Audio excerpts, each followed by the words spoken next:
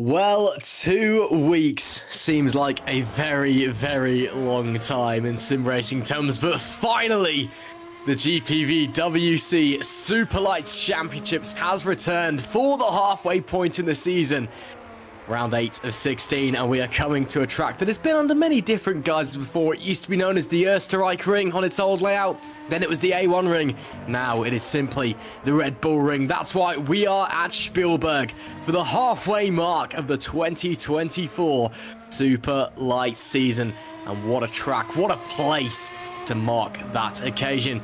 With Fabian Jungbluth on the cameras, you join myself, Ross McIntyre, and GPVWC Super League race winner Carlos Martin alongside me to bring you all of the action from tonight's occasion. It's been a great season so far, and as the action, should I say, starts to hop up in the championship table, it starts to hot up on track. It is all to play for. Carlos, pleasure to have you alongside me once again. And coming to the Red Bull Ring, a track which typically provides some fantastic racing for us to enjoy. What are we going to expect coming into this one? Pleasure is mine. What can we expect? Well, it will be really close racing between every single driver here. We can expect really close DRS fights during the race, and not really cleverly. If you fail your strategy, you will lose the DRS train, and therefore you will miss out really good positions. So even though the fighting will be key, strategy-wise, it will be even more important. It will absolutely. 58 laps to look forward to tonight. You are joining us just at the start of the qualifying session, so of course no racing just yet. But strategy will be absolutely key, and where you are on the circuit compared to your other drivers is key as well. Of course, 2 big DRS zones. Should I say 1 really big DRS zone up that second straight, heading up into, well, I think it's officially turns 2 and 3 now, but let's be realistic. It's a slight bend and then turn 2 is the hairpin. And then the second DRS zone down that back straight into the downhill off camber hairpin as well. It's a tricky circuit, yet a short one. Only 4.3 kilometers around here, but very fast. Of course, the first sector and the opening half of the second sector, very fast straights and very slow corners, and then you've got lots of medium speed action over the rest of the lap. So car setup should all be very similar here. No one will be really going for a low downforce straight line setup, or, you know, a high downforce high speed setup. It's all about just maintaining your momentum over that lap. And on the subject of laps, it is qualifying right now. Currently sitting on top of the timing sheets is David Feilock with a 106.009. On top during practice was the championship leader, of course, the one and only Alex Laho. Feilock was second, a little bit off of him. Laho yet to set a lap in this qualifying session, so we'll wait to see what the Frenchman can do when he does finally head out. Of course, as always, a private qualifying session here in GPVWC. So the drivers, despite all being out on track at the same time, it's like they're in a hot lap session. It's just them on their own out on track. It's just to avoid any slipstream antics or any traffic getting involved. Because there we see Alexander Ragosa on his way to set his first lap. Very tricky section there. Coming through the middle part of the track, it's super important not to wash out on that 180-degree left-hander, because otherwise you're going to run into the gravel again. Gravel, lots of gravel around here at the Red Bull Ring. Not as much as real life nowadays, must be said, of course. It turned out the other week, just before the Formula 1 guys turned up here last weekend, that they'd updated the gravel traps, put a lot more in to try and avoid track extensions, as Jack Mayer gets very greedily on the throttle there, coming out of turn 3. But manages to keep it on the straight and narrow. Yeah, a lot of curb, exactly. But it is a purple sector 1, but a yellow sector 2. And that, Carlos, shows just how hard these guys are pushing and just how much is on the line. One little mistake and you can essentially throw a lap away. Yes, you really want to optimize the setup here for the race. There are, as you mentioned before, there are really good overtaking opportunities. As we see Jack setting up 5.9. I think the goal, if you want to be on pole, should be around 5.7, 1/10 or plus, 1/10 less. So he must improve if he wants to be on pole. And yeah, definitely setup with lower wings. Ooh, as we see Maggio going a bit too wide, probably will abort right now. Yes, as we see at this really moment. you want to have a low downforce setup for the race to be able to give a fight and to be able to defend yourself. Otherwise, a higher downforce setup might give you better tire wear, but at the same time, better quality performance. So it's a tricky situation. We see Joseph Harlock going for a nice lap here. Let's see where he puts himself in. It will be P9. Surely he will do a better lap in the upcoming attempts. We're expecting good things from Joseph. I think he had a difficult season. He has shown really strong performances all along, especially in the very first rounds, and I expect him to be in the mixture in the following rounds.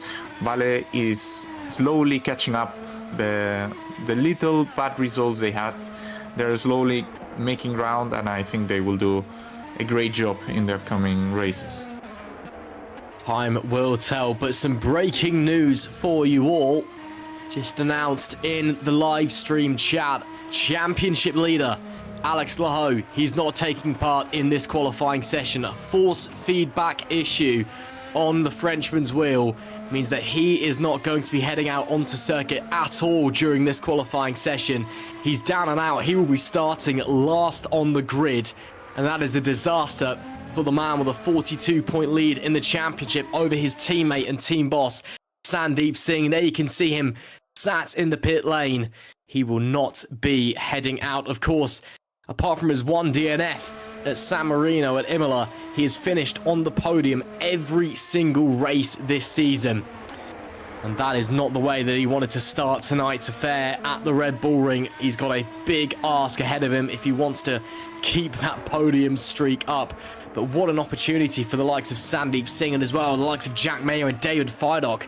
Those two at the front running very, very strongly. Jack Mayer as well taking the provisional pole with a very messy middle sector as well. So lots of time left on the table for Mayer. We didn't see Feidock's lap, but if we know what David Feidock's like, we know he's got a lot of pace on board, but we also know David Feidock is someone who absolutely excels in the races over qualifying. He's much faster over a long distance. He's very much a man who likes to play the strategy game. So with Alex Laho out of the pole position picture, he's one to keep an eye on. So suddenly, already the race has been blown wide open. The championship leader, as Maggio gets it wrong, trying to head into the pit lane and clobbers the wall.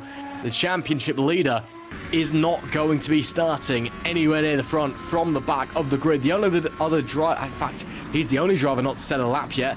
Purges Miram, currently down in P22, has set a lap, but he's not showing up on the leaderboard for some reason. David Feidock, meanwhile, purple middle sector. Let's watch him through the middle portion of the track. Misses the apex slightly there through the left-hander, but very, very good on the exit again. Great through that left-hander now. Just nails it on the runoff, and now it's all about hoping you got a good exit. Indeed he did. Another purple sector, 2 corners to go. Feidock is on the limit, letting the rear of the car just slide out enough to grip him up. He's letting the slip angle go, just keeping it in track limits.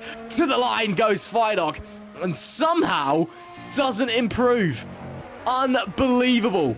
Feidock with 2 purple sectors in the final sector doesn't get pole position, or the provisional pole anyway. Jack Mayer's final sector must have been something from the gods. But again, I think it looked like he added a lot of steering input. He was like forcing his car a bit too much into the corner. Yeah, at least what it looked like here. Yeah, it looked like. I was surprised because in Sector 2 he was gripping a lot, even missing a bit the corners.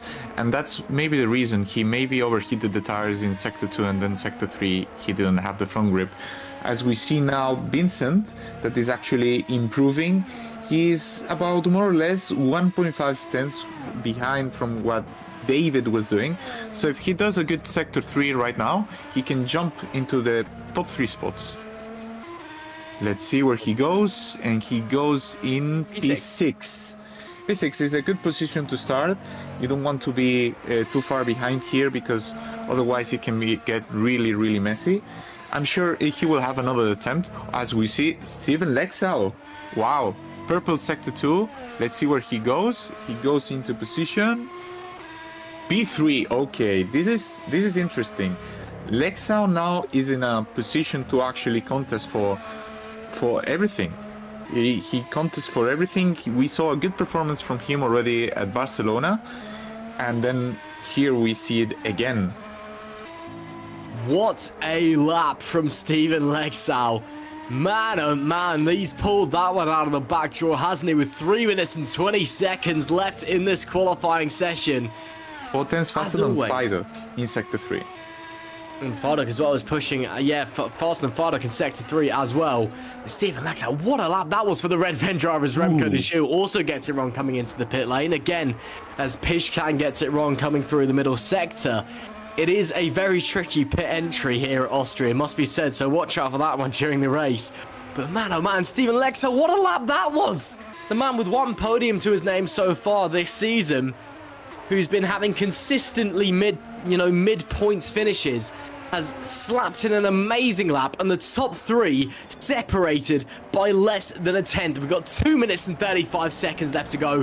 Time for one more run. It could be anyone's guess who's going for pole. Maggio could whip it as well. Maybe even Jan Dragoon, the Czech driver, is looking tasty down in P5. Sandeep Singh in P6. Don't rule him out. He hasn't managed to whip a lap together yet.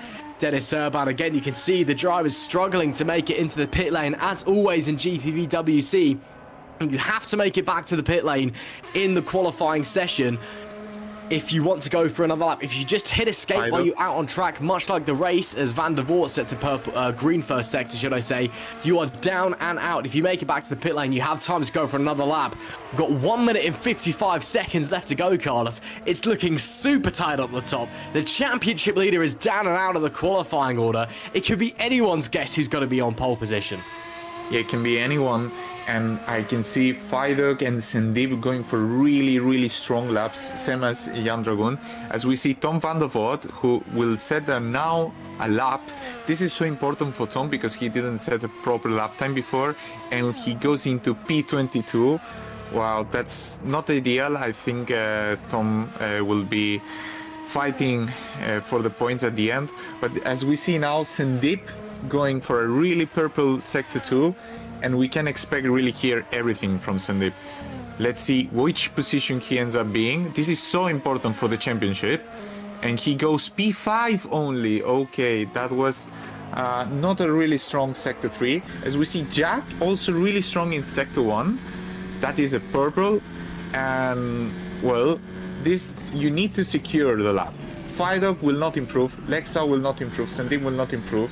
And Match is not improving, so this is key to just close it out if we see a surprise in the rear part of the grid. This looks really good. Purple Sector 2 as well. He should have it.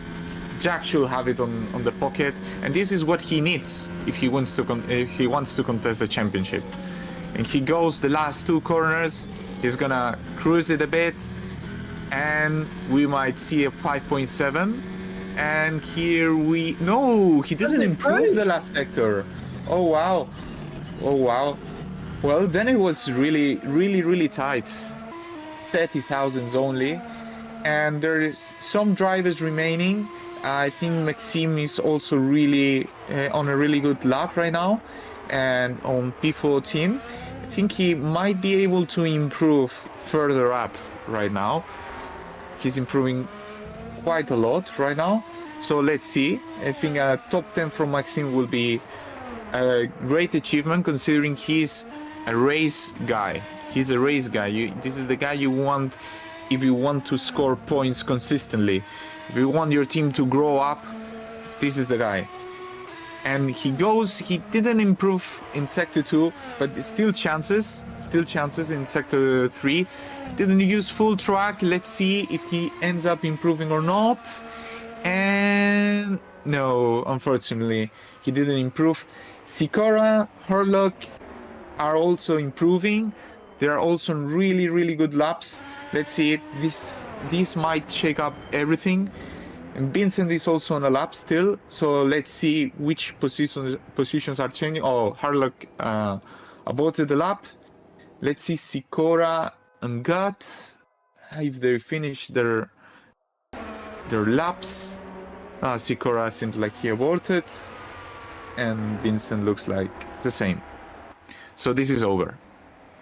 Yeah, checkered flag is out, and it looks like Jack Mayer is on pole position. But man, oh man, what a dramatic qualifying session we have just seen here at the Red Bull Ring, at the halfway point in the GPVWC Superlight season, round 8 of 16. And before the race has even started, we have been served up a treat. It just goes to show in that qualifying session what a technical track Austria is. Nobody strung together the perfect lap. As Carlos said earlier, the ideal lap, you're looking at a 105.7 as the perfect lap time. No one anywhere near that. Jack Mayer never strung the perfect lap together, but he still managed to nab pole by 0.04 of a second from the fast-charging David Feiler. Great to see the True North driver on form with Steven Laxal. What a lap from him in P3. The top three covered by less than 1/10 of a second. Jan Sikora with a great lap for TTF as well into P4, with Alessandro Maggio leading the Valley Esports charge in P5. Sandeep Singh, he'll be disappointed with P6. He definitely had the pace to be at least competing with the top three. Just couldn't string the lap together. Jan Dragoon, meanwhile, Czech driver into P7 with Vincent Gutt in P8, Yassi Latinen in P9 and Joseph Herlock in P10. That is your top 10 for this qualifying session. Further down the order, we had David Wasserman in P11, Matthews Pijkamp in P12. Dennis Urban was 13th when Maxime Bulio, should I say, in P14. Alexander Ragota was 15th with Florian Gaia leading in P16. Dominic Koroshavin, decent qualifying for him in P17 with Michel Gauker in 18th. Davide Zanini, the Italian Panini, starts in P19. He'll be disappointed with that one, but again, all down to P19 within a second of the pole sitter. So it's super, super close up the front. Remco de Joux, meanwhile, rounds out our top 20 of 24. Our last four drivers, of course, being Tom van der Voort in P21, Chris Gitsov in 22nd, Purgis Miram in 23rd, and Alex Laho, championship leader, not setting a lap due to a force feedback issue. He'll start from the back in P24. Hopefully he'll get that sorted for the race, but if he's not able to start, that could blow the championship wide open. But as we get going in the warm-up session, of course, we've got a few minutes before the start of the race, just making sure that everything is working for the drivers. All the setups are all right. Obviously, the drivers will be checking with the engineers that everything is going okay. Carlos, you've got to be thinking, times like these, you're looking at Alex Laho, the championship leader. Obviously, everyone has a moment now and again. Either you have an off race, you have an issue, you DNF and you can't avoid it. But the halfway point in the season, he's got a 42-point lead in the championship. If he's not able to start this race, or if he is able to start this race, you know, he's starting from the back. This is a massive opportunity for the likes of Sandeep Singh and Jack Mayer to make up huge points in the championship table. It is. I think this is the moment where the practice you did might show up.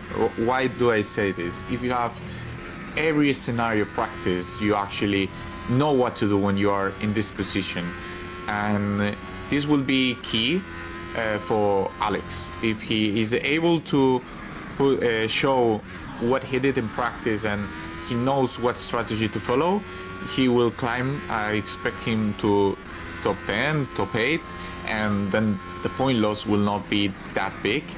But I think what is the most important is don't try to be a hero in the very first laps. It's more strategic than winning 1 or 2 positions in 3 corners, right? But yeah, this is up to him. We don't know if he actually lost the car as well and crashed out, because I'm not understanding really well why he wouldn't be able to go back to the pits even without force feedback. So maybe some crashing was involved. Let's hope it was not the case. But yeah, right now he must keep his mind cool and try to grind it as much as he can. We'll have to see what happens. If you are just joining us, hello and welcome. You're just joining us in the middle of the warm-up session before the race here in the 8th round of the GPVWC Superlights season, the halfway mark. And you join us at the Red Bull Ring. 58 laps await us in just a few minutes' time. And of course, drama before the red lights even go out. Championship leader Alex Laho did not qualify due to a force feedback issue. He'll be starting at the back of the grid. We'll wait and see what he's able to do in this race, but it should be very, very interesting indeed. As we are just following some of the drivers around it in the warm-up. Of course, a lot of drivers like to just run race tests. A lot of drivers like to just stay in the pit lane. It's all up to personal preference in this one. Of course, it's not like real-life racing warm-ups where you're normally running to make sure there's nothing illegal in the fuel or anything like that. It's sim racing. You can't put anything illegal in the fuel. It's all coded in. But on board anyway... on board anyway, it's, you know, it's just a few minutes to go until the race. We've got a dramatic day going already. Going into the race, Carlos, what can we expect, especially from the front runners? Again, this race we're expecting to be more of a strategy race more than anything. The Red Bull Ring in our Factor 2, our simulator of choice here in GPVWC, it's quite difficult to overtake around here. What can we expect coming into this one, and do you think are the drivers' goals heading into the 58 laps? Ironically, I would say strategy-wise, if you want to be really smart, you have to follow same thing as in Barcelona. Just keep your mind cool unless you are really, really, really faster than the guy in front. And you don't want to lose the DRS train. You don't want to lose how powerful the DRS. Ooh, as we see Chris losing the car here. You don't want to lose that, because otherwise this will mean you will have to push extra and probably use more your tires. Ironically, this is a track where the DRS is extremely powerful, and it will be really difficult to anyone to actually pull out. And I wouldn't be surprised if actually people don't want to lead this race. I think the best position you can be is in P2, ironically. But yeah, I always rather be P1 than P2, but strategy-wise, P2 is a really interesting spot to be in. But well, we don't know how everyone is gonna manage this race. Of course, if you stay behind everyone, if you are P9, you're not gonna progress, and you need to somehow break this dynamic, no? What would I do in warm-up? I would practice the race start. I think this is key, and there is so much things to learn from a race start here, because it's really tight into turn 1. I expect nasty moments in turn 1 in lap 1. I don't expect it to be clean by any means. I don't think it's going to be easy, and that's the smart thing to play. Besides, if you're starting from P1, P2, you have to take that into account. Absolutely. It'll be crucial on the first lap as well. It's such a technical circuit here at the Red Bull Ring. You've got lots of medium speed corners, lots of slow speed corners. It's just, you know, you got to try and make up what positions you can on the first lap, and then just let the strategy do the talking. Again, we've got a 58 lap race here in Spielberg. Many laps to do. Again, although it's a 4.3 kilometer circuit, deceptively long for how quick the lap time is. But it's all about just trying to get as many places as you can on the first lap, and then just settling into the rhythm, seeing what the racing does. Of course, no safety cars here in GPVWC. So any major incidents, you've just got to deal with it on your own. But it could be very, very interesting indeed. Eyes, of course, are probably on Jack Mayer, who'll be starting from the pole position. Currently joint second in the championship with Sandeep Singh, after Sandeep did not make the previous round in Spain. He was, of course, replaced. Well, the team boss, should I say, was not replaced, but he couldn't make the circuit to Barcelona, Catalonia. Had to get filled in by Harry Smith, who finished a very respectable P6. The team's test driver did a great job, but it's cost him in the championship.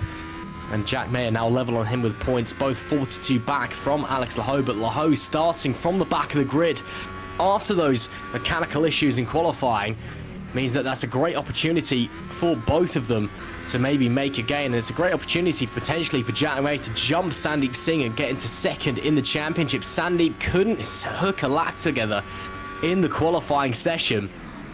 It is all to play for here at the Red Bull Ring. A very tricky first corner as well on the opening lap, must be said. A very awkward corner to be approaching with cold tires and cold brakes. It's medium speed when you're at flying lap pace. But on lap 1, when you're approaching from the start line at not very fast, it's just awkward. Everyone trying to shuffle, find their way through. It's very wide going in. It's very narrow coming out. It should be very interesting to see how all the drivers negotiate that one. If you are just joining us... Scary. Yeah, very scary, as Carlos Martin has just said. If you are just joining us, hello and welcome to the 8th round out of 16 of the 2024 GPVWC Superlights season. The second tier of GPVWC racing, where some of the best drivers in sim racing get together and show what they can do, and maybe, hopefully, try and secure themselves a seat in the Super League, where the very best of the best competes. Of course, if you're watching along and you fancy giving it a go, make sure to head over to gpvwc.com or head over to the Discord link in the description of the live stream. That's where all the admin is run from, and you can try and lend your hand at sim racing. Maybe, you never know, maybe one day you'll be racing against GPVWC race winner Carlos Martin, who's alongside myself, Ross McIntyre, in the commentary box. Of course, we have Fabian Jungbluth on the cameras as well with us this evening. You should sign up for Academy, Ross, and then grind it up. I don't have a wheel, man. I don't have a wheel anymore. But when I did have a wheel, I wasn't even good enough for Academy. What do you mean? No. I try. Well, I mean, I didn't try with GPVWC, but I tried my fair share of racing. And when I say I wasn't good enough, my best result was on a Setter Corsa, and it was P5 at Road America after I crashed out while opening a DRS, which I think says all you need to know about my racing ability. But Carlos Martin alongside me, luckily, knows a lot about racing in R-Factor 2 because he's quite good. So, unlike me, again, I just shout about racing cars. He actually does them. So if you want anything to go by, listen to Carlos Martin and he'll tell you what to do. I think, though, we are only a few moments away from the end of the warm-up, and indeed we are only 15 seconds until the checkered flag in this warm-up session, should I say. Then of course we'll have a few moments in the formation lap, and then it's time to go racing. At this point, Carlos, I want to point to things. One, Sandeep has the highest top speed heading to the race, and two, I want to do a heads up for Dennis Urban. Dennis is driving the least developed car, and I think according to position he has got, he's done a great job. So props to Dennis. I think it's really difficult mentally to actually race with an underdeveloped car, because here the cars they have different performances and developments, and his car right now is the least developed. So I think it deserves a shout out, in my opinion. A good job, and hopefully he can score good points heading into the race. And yeah, it seems like Road to Formula has a tiny bit more top speed than the rest, so this might help them to attack and protect. Maybe is less performance than more wings, but overall it can be a good chance to actually head into the race. We shall wait and see. Checkered flag is out in the warm-up session. We are moments away from what could be a pivotal point in the GPVWC Superlight season. The halfway mark, round 8 of 16. Championship leader Alex Laho wasn't able to participate in qualifying due to a mechanical issue on his wheel. Sandeep Singh, second place in the championship, couldn't string a lap together. Joined second place, Jack Mayer starts on the pole position. It is all to play for as we come into this one at the Red Bull Ring. And boy, oh boy, are we excited. Let us know who you think is going to come out on top. Let us know who you are supporting in this one, either in the live stream chat. Of course, you can go onto social media as well and let us know with the hashtags GPVWC or hashtag Superlights. And of course, any inside information that you may have for myself or Carlos, please do not be afraid to DM us over at Discord. It is more than appreciated. It helps us understand the race, and with us understanding the race, it helps you understand the race. So, of course, let us know if you know anything that we may potentially not. But the drivers are making their way onto the grid now. Just spawning in. Who are you rooting for, Ross, today? Who am I rooting for? Yes, who are you rooting for? Great question. I mean, My immediate mind goes to Alex Laho. Obviously, not just because he's championship leader, but Alex is a great guy. You know, he's come on. He binned it to the wall. He doesn't want to recognize it, but he binned it to the wall without force feedback. But he binned it. It was his fault. It was his fault. But I'm rooting for Alex to see what he can do. Just because he's such a great guy, and he's I've been mates with him for a while now. And, it's great to see how much he's come on this year as a driver. But as an Englishman, Jack Mayer up the front, you've got to be rooting for him. But Sandeep as well. Sandeep is also a fantastic guy. Super, super nice. He let me cheat off his answers at GPVWC Day last year, which we won't talk about. Got to give a shout out to Sandeep as well. But anyway, enough about who I'm rooting for. On this short formation lap, shall we go through the grid order? I think we shall. Starting on the pole position is Jack Mayer.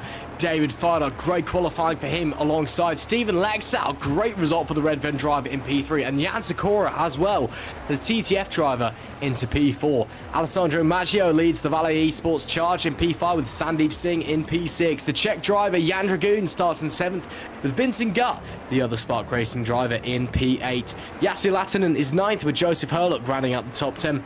David Vassman leads the Chaos Racing charge in 11th with Maciusz Pishkan, the other True North driver. He starts in P12.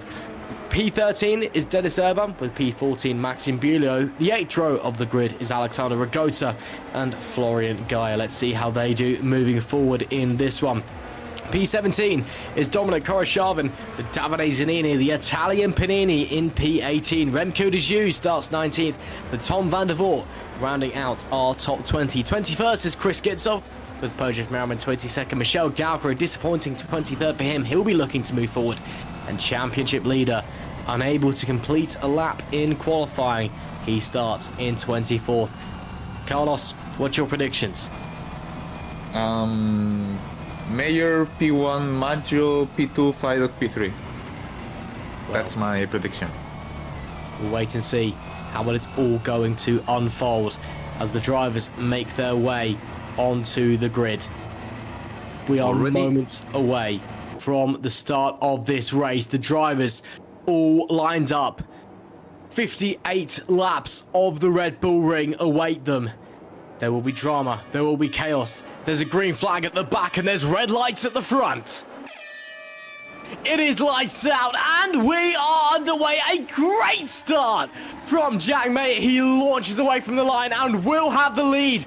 Down into turn 1, looks all clean through the opening corner as David Fardock manages to slide into P2. There was a spinner there that looks like it was Joseph Herlock. It was Joseph Herlock who went round down at T1. But as we make our way up the hill, it's still Mayer leading the way. Fardock trying to pressure 3 wide. Meanwhile, in the background is Yassi Latinen. Tries to hold off from Ragota and Maxime Bulio behind, neck and neck as they make their way through this DRS section. Of course, no DRS yet, but still neck and neck racing on this opening lap. Maxime Bulio tried to challenge the long way round, couldn't quite make it work on Latinen, heading into the left-hander down in the middle sector.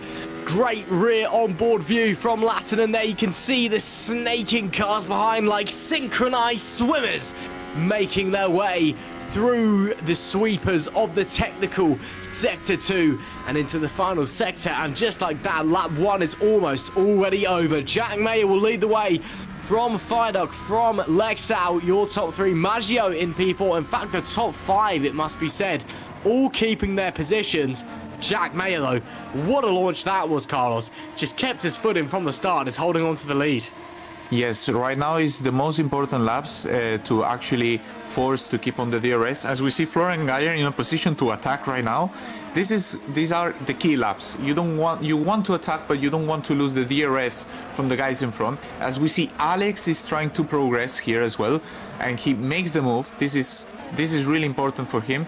But overall, strategy-wise, you don't want to lose the DRS. And as we see in the standings, nobody so far lost the DRS. As we see Alex going for another dive, this is awesome. This is awesome. He has to take advantage of these soft tires. And there is 2 ways you can treat them. You can either go fully yeet on them, push them, and to expect to pit around lap 12, 15, 16, as much. or you can nurse them and go really, really, really long. But I think now he's going for it. He wants to overtake before the DRS is actually an option, because then it will be ironically more difficult to overtake if you're in a group. So he is really, really, really going for it. But at the front, the most important thing is to not break up the DRS group. As I see, Sikora is actually almost losing it. So this might lose the chances for the guys who are behind him. As we see Alex attacking, yeah, he's definitely using P2P, going for the inside, although this is not going to be easy. And now he will need to use P2P to defend. You cannot take this position without using P2P. So this is a huge usage of push to pass, which he might need later, this push to pass. That was Alex Laho at full blast. What a move up the inside into turn 2. It's a classic Red Bull Ring overtaking maneuver, but that was one with panache. That was one with intensity from the championship leader as he tries to side his way through the pack in the early stages of this race. Shortly going on to lap 4, but we are on lap 4. David Fiduk at the best lap time there on that previous tour. The top 4, in fact the top 5, all within DRS range of each other. Actually, Sikora's just dropped out, so the top 4 starting to break away at the start of this race. Oh, Zanini runs very, very wide there. That will allow Laho through up into P16 as well. The championship leader in 4 laps has made up a fair few positions, 8 positions in just a few tours of what is a very fast, very short circuit. A costly mistake there for Davide Zanini up the front. Meanwhile, Vincent Gutt a little bit too far back to challenge Sandeep Singh at the moment.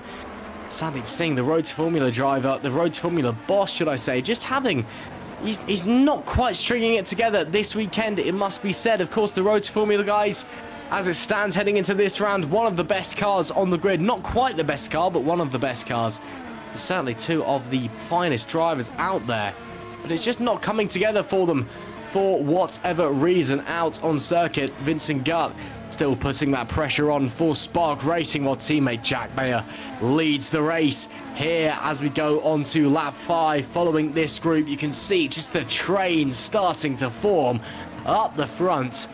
Everyone just sitting, waiting for the moment. It's still early doors in this race. The early opportunities for dive bombs and the like have gone past, unless you're David Fiduk, who is putting the pressure onto Jack Mayer. Not close enough that time into turn 2 with the DRS, but he certainly had a look up the inside, trying to fill the mirrors of the driver in front. Fiduk, of course, a very, very experienced driver, a Super League driver for many, many years, dropped down into Superlights this year for personal reasons, and has been setting the league alight ever since. Fiduk is in prime position, Carlos, to try and overtake Jack Mayer. Yeah, I think he has the opportunity, he has the pace, and the circuit allows him to overtake if he wants to. I'm not sure if now is right now the moment you actually want to overtake. You might want to hold up a bit, save your tires, then push them, and then overtake right before the pit. Unless you feel you can just pull away. He's really close now. I think he's definitely going to try it right now, but let's see. I don't think it's the smartest thing to do. You actually want to hold your tires, try to go long, and see what happens when the pit window opens. As I mentioned before, if you push the tires, your pit window is between 12 and 16. If not, it's a bit longer for a 2-stop. We're looking for mostly 2 stops, although it might be a crazy 1-stop. I mean, we saw 1-stop from Fiduk in Barcelona, and maybe he inspired someone else to do 1-stop in Barcelona. But yeah, that's the thing. We know Fiduk is really good on the tires, and he wants to go for this strategy. And my recommendation would be stay behind unless you feel you can pull away massively. If you cannot pull away, don't let this advantage of having the DRS to Jack. Well, if you were watching along, in terms of strategy advice you could take from me, Ross McIntyre, whose sim racing career never even took off, or GPVWC race winner in the Super League, Carlos Martin. I think I'll take Carlos's advice on that one for strategy. So we'll wait and see what happens. Farduk once again filling the mirrors of Mayer in front, getting very close. Already got a battle forming for the lead on lap 7 of 58, getting very tight up the front, of course. Both Farduk and Mayer race winners in this season so far. Of course, we saw Jack Mayer win in Canada, and the round before David Farduk win in San Marino. Jack Mayer, the back-to-back Formula Sprint 2 and Formula Sprint 1 champions. That's Laho. Oh, goodness me, Alex Laho. That is brave. That is brilliant from the Frenchman. Up the inside, almost wheel to side pod stuff there against Alex Dragota. That was Alex Laho flexing his muscles, showing what he can do. Going, look, I'm the championship leader. You are getting out of my way. Brilliant stuff from the Road to Formula racing driver. He is up into P14 on lap number 8, and he's got a big train of cars ahead of him. Dennis Urban is stuck as it stands behind Maxime Bulio. He might not be stuck for much longer because he's got a very fast charging Alex Laho behind him. As much as those qualifying issues may have hindered him, he's trying to push. Meanwhile, Jack Mayer on the big-time defensive, unable to defend from David Farduk. One Briton changes for another. It is Farduk to the lead as they rocket down into turn 3. Here goes Mayer looking to the inside line, going side by side through turn number 3. And it is Mayer who retakes the lead of the race on lap number 8 of 58. What a battle we are witnessing in the early stages of this contest. Jack Mayer lost the position into turn 2, managed to regain it, but somehow is holding on for the time being. The number 16, the reigning Formula Sprint 1 champion, leads the way, looking to pick up his second race win of the season. But so too is Farduk, and both of the Britons are looking very, very hungry up the front of the pack. But while they are fighting, look at who's in P3. Stephen Lexau has closed right up to the pair of them, as has Alessandro Maggio. This one could get very, very interesting. In fact, look behind Maggio. Look at the train of cars at the front of this pack. These two fighting has invited the top 7, the top 8 to get back involved in this race. And that is what we want to see. That is brilliant racing. Once again, Farduk challenging. This time, Mayer defending to the inside into turn 3. He will hold that position for the moment. Can Farduk try anything magical around the outside? No, I think he's going to settle into the rhythm once again. But he knows he's under pressure from Stephen Lexau as well. Carlos, it's that classic situation. You start attacking the driver in front, you get into a fight, and suddenly you're having to defend from behind as well. I think if you want to defend this position so hard while being P2 is really comfortable, I think it shows that Jack is not comfortable at all right now. I think he wants to keep P1 in order to not lose more, I think he is struggling right now, although I might be completely wrong, or otherwise he is really saving tires, but he looks like he is really struggling compared to the rest of the field, and I think it's a matter of time that David actually goes for it. But actually this much fighting is actually helping Alex. They are not pulling away. Alex is only 8.9 seconds as we see Jesse Latinen attacking Maxime Bullier, and this will be really tight into turn 5 and into turn 4, sorry. And this is really important for Alex. The fact that they are fighting so much in the front, he only needs to overtake Pishan, and the important thing is after you overtake Pishan, you need to recover 4.7 seconds, and then you are in the mix already. That means that with an undercut, with a 2-lap undercut, you might overtake 4, 5, even 6 drivers. So this is absolutely key. As we see yellow flags in sector 2, I'm not sure what actually happened right now. Someone is dropping position. Oh, Dominic Koroshavin. It's Dominic Koroshavin. Real shame for the Ukrainian. Having an off-track moment, rejoins in 21st place. But still in the race, luckily, but looks like he's going to box in maybe some damage to the Alfa Sierra car. Makes his way in. What a shame for Dominic Koroshavin, but still in this race, still plenty of time to go. only lap 11 of 58. So he will be our first official pit stop. Unfortunately, we have lost Vincent van der Hoort, as there goes Alex Laho up the inside. As I was saying, though, only 23 cars left in this one. We did lose Vincent van der Voort. A real shame for the drag racing driver of the Welsh team, with only one car left in this race. Up the front, though, David Feidock, the British driver in the Canadian car, pushing Jack Mayer in front. True North Motorsport already having one win with Feidock so far this season. Feidock, of course, a driver who has been around for yonks and yonks. A driver up in the Super League for nigh on 10 years. Dropped down to Superlights this year due to personal reasons. Mainly, he just couldn't make the Super League races.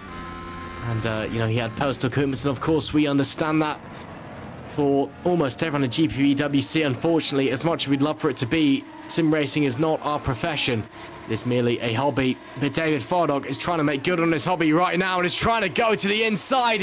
What a move from David Fardog to take the lead of the race. Jack Mayer could not respond, but he will have the DRS heading down into turn 3. Fardog looks like he got the drive off the corner, though. Can the True North driver hold the lead? Great stuff there from Fardog. Takes the lead of the race on lap 12 of 58. That was inspired. That was brilliant from David Feidock. Into P1 he goes. How can Jack Mayer respond? The man with the most to lose in the championship picture at the moment. Championship leader Alex Laho down in P10. The man he's equal second on points with, Sandeep Singh, he's currently in P7. Jack Mayer, in championship terms, really needs to win this race, as Florian Gaia has a slight off-track experience and drops back to P21. A real shame for the Chaos driver. Hopefully he can regroup, rest and recover. But up the front, David Feidock takes the lead with a brilliant move up the inside into turn 2 and tries to establish a bit of a gap. Right now, Feidock just sitting comfortably. What can Jack Mayer do in this position, Carlos? What do you need to do when you've lost the lead to get back in front?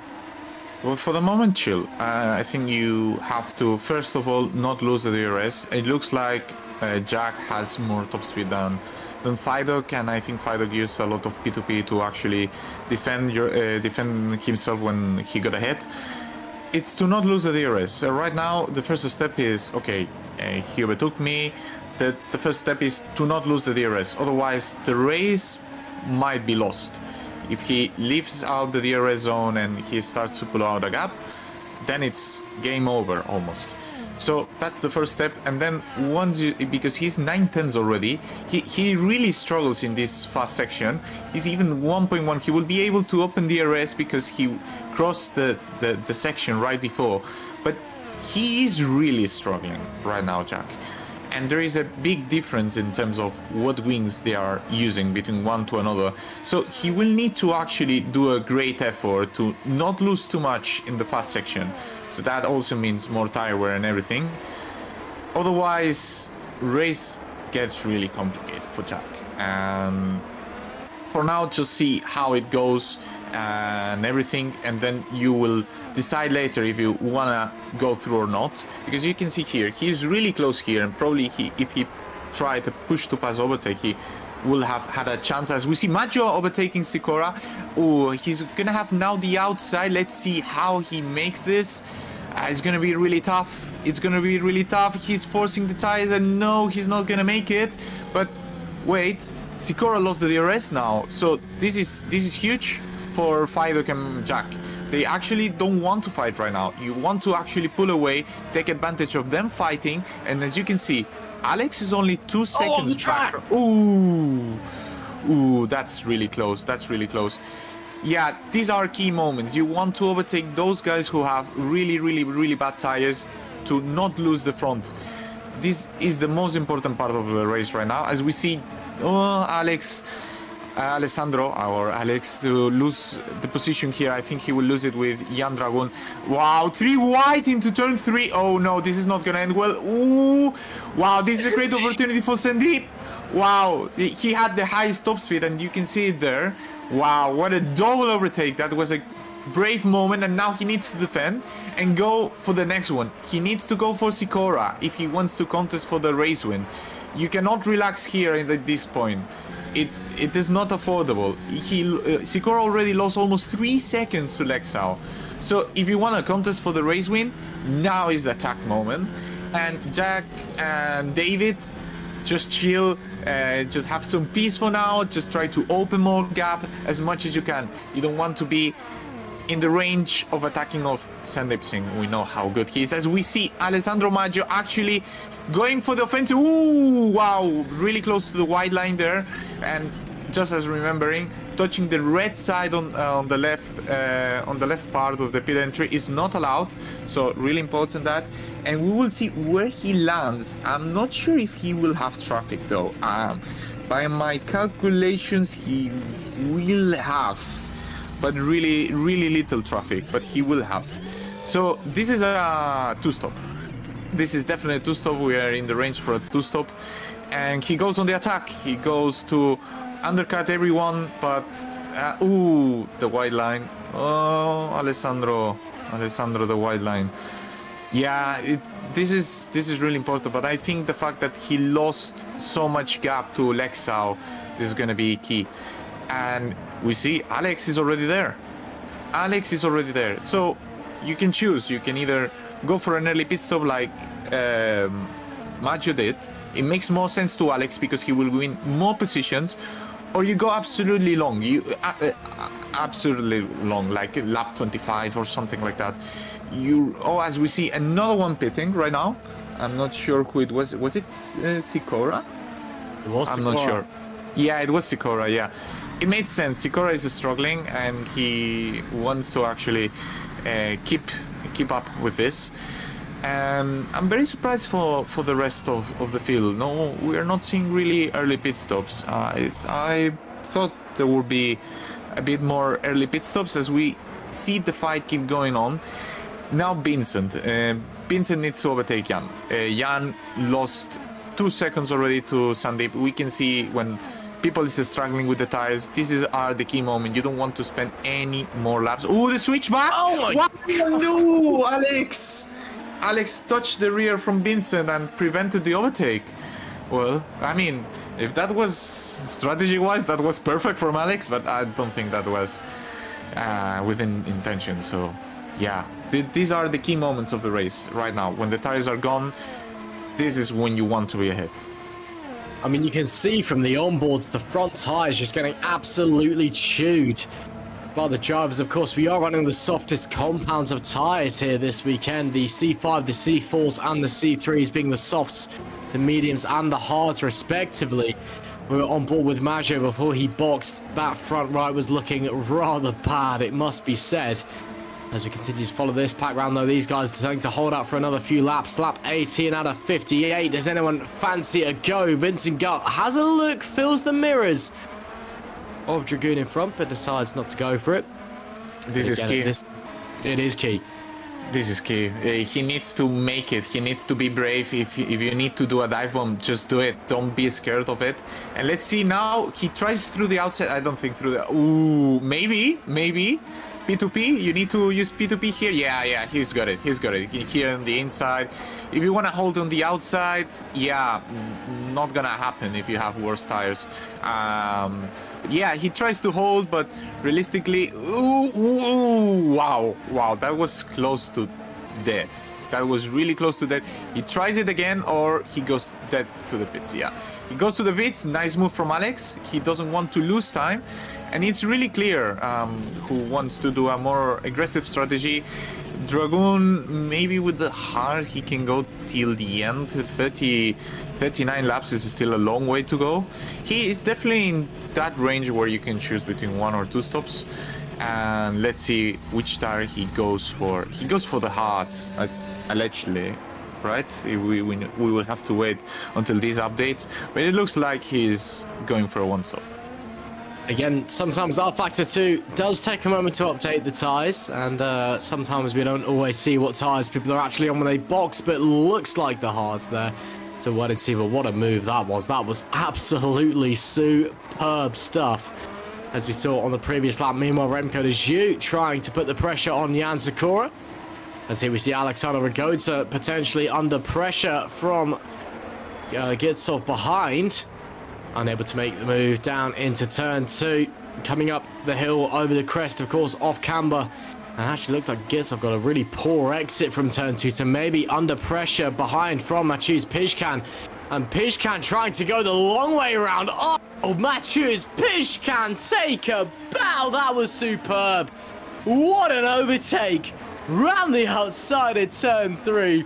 It may be a tricky track here in Austria, but it's one that brilliantly rewards you. As race leader David Feidock comes in, so too does David Feidock. It's all kicking off in the pit lane. It's all kicking off on track. It's lap 20 out of 58. And boy, oh boy, if you've just joined us, rewind the last 20 laps. It's been brilliant racing so far. GPVWC at its absolute finest. Feidock rejoins in P6. Now we wait and see when the likes of Jack Mayer and Alex Lahoe, or not Alex Lahoe, well, maybe Alex Lahoe actually, because he's up to P4 with the pit stops. The likes of Jack Mayer and Stephen Lexow coming. Eyes also on Sandeep Singh. We'll keep an eye on the road to Formula guys. Of course, Sandeep Singh is team boss, but he's not afraid to let his teammates through. Especially the likes of Alex Lahoe, who is the championship leader. Meanwhile, Jack Mayer now comes in to try and cover David Feidock. Let's see what tires he goes onto that front left, looking absolutely ragged on the Spark Racing car. Let's see what tires he goes onto. We'll assume it's probably the mediums. That seems to be the favoured strategy of the front runners. I think Hearts. Or a two-stop. Or a two-stop. Yeah, well, the tires haven't changed in game for us. So it looked like he was on the same set of tyres. So we'll wait and see if that updates, or maybe a problem there for Jack Mayer. We'll wait and see what tyres that updates to. If he's maybe had a problem in the pit stop, we'll wait and see. But Mayer rejoins in P6 as it stands. As Sandeep Singh takes the lead, Alex Lahoe in P2. Alessandro Maggio, though, now into P5. Potentially facing pressure from, and already trying and break the toe from Mayer behind. Again, the magic man, Alessandro Maggio, he's risen up the ranks so fast here in GPVWC and R Factor 2 sim racing in general. Just a few years ago, the Italian driver, with all due respect, was a relative unknown. Well, to quote my favourite film of all time, Cars, you know his name now. He's up the front at the moment, P5, currently covering off of Jack Mayer, who's looking to try and take the most out of championship points in this one at the moment. As I said that though, I was about to say, it looked like Maggio was coming in, but he's decided not to, decided to stay out for the time being. Actually, I say he's staying out. He's already boxed, hasn't he? So that's just my brain playing tricks on me. David Feidock, though, is in P4. He's in the net lead of the race. As it stands as well, Urban, big mistake in front. That's going to allow Feidock to breeze right past, surely. Might have to challenge up the inside.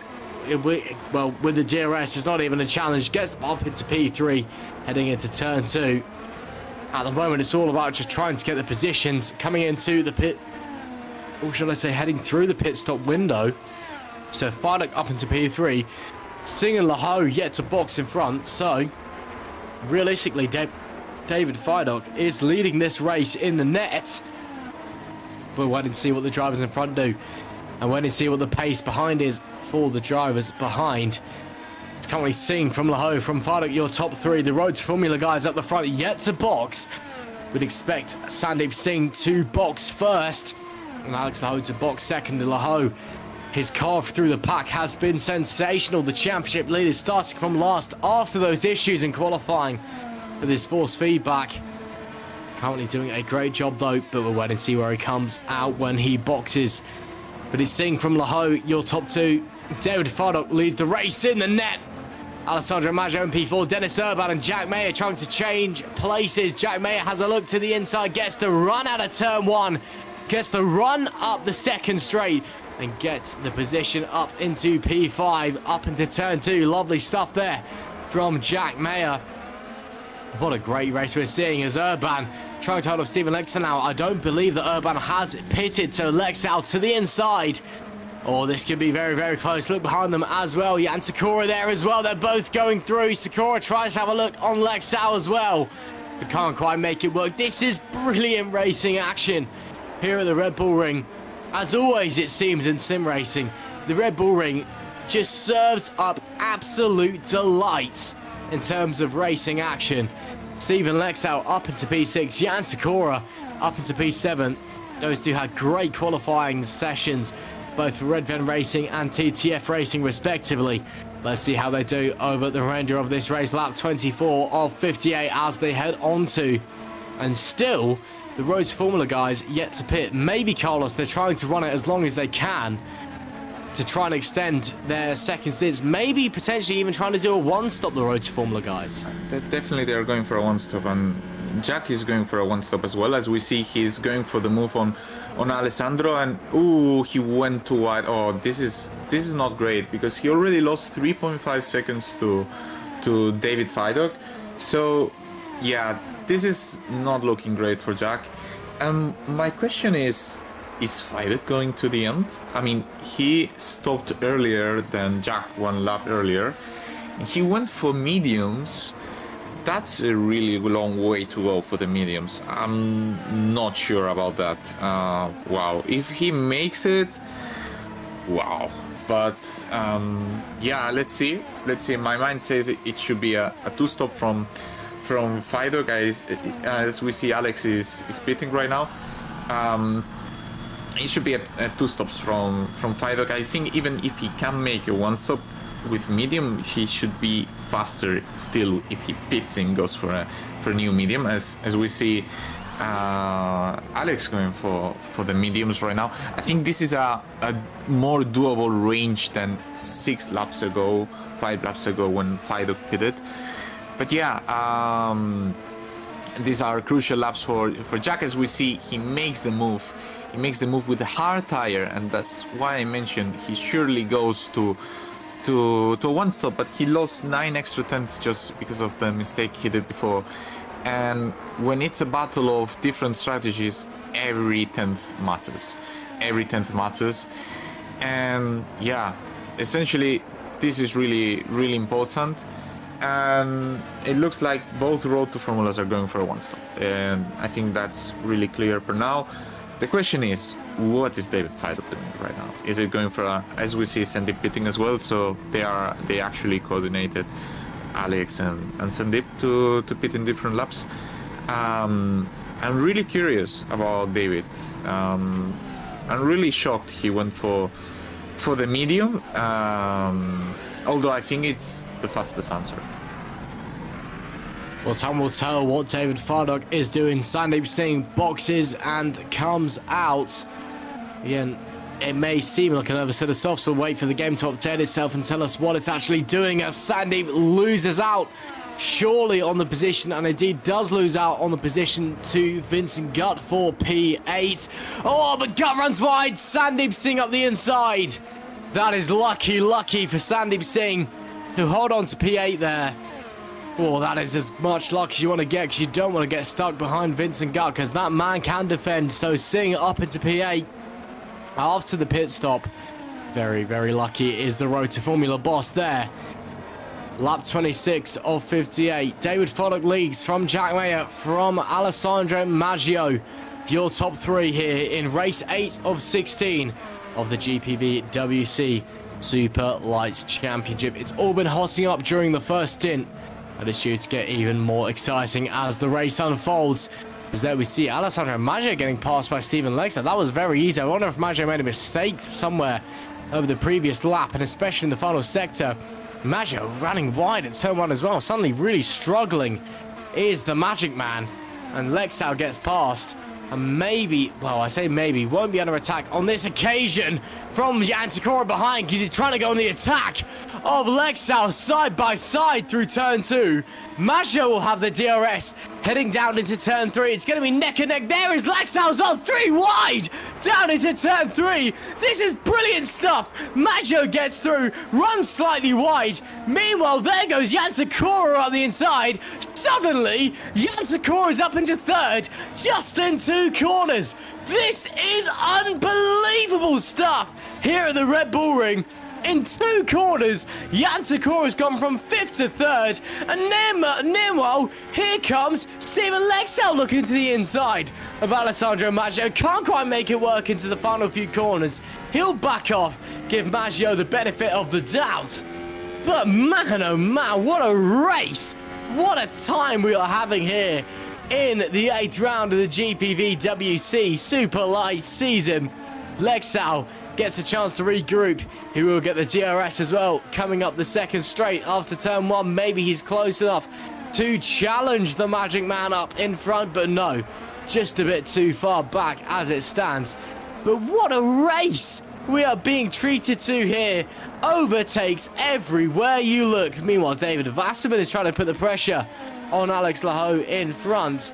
Laho, of course, fast charging from the last place on the grid following his incidents and his mechanical failures in qualifying.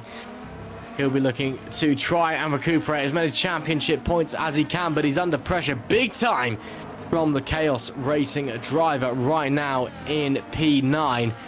And Sandeep Singh in front as well. We were maybe thinking about potentially some championship, or should I say some team orders from Road 2. That's not been the case so far. Mainly because Laho is under real pressure from David Wasserman. As we head into the final corner, 30 laps remaining. Lap 29 of 58 here at the Red Bull Ring. Wait and see if Wasserman is close enough, heading on to the 2nd straight. Diving through turn 1 they go. Such a tricky corner down at turn 1, but all looking very tidy. We'll have the DRS, but so will Laho in front. But I doubt any positions are going to change, and no, indeed they won't. The gap far too big to make a lunge at this point, unless, of course, your name is Lando Norris and you fancy just giving it a go, because why not?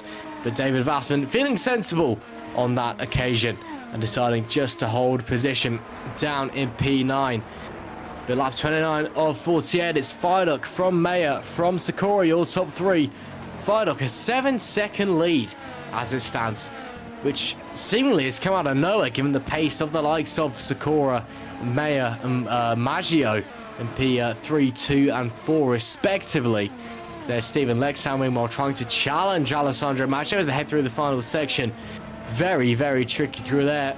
Unless you're on a MotoGP bike, overtaking through there, basically impossible.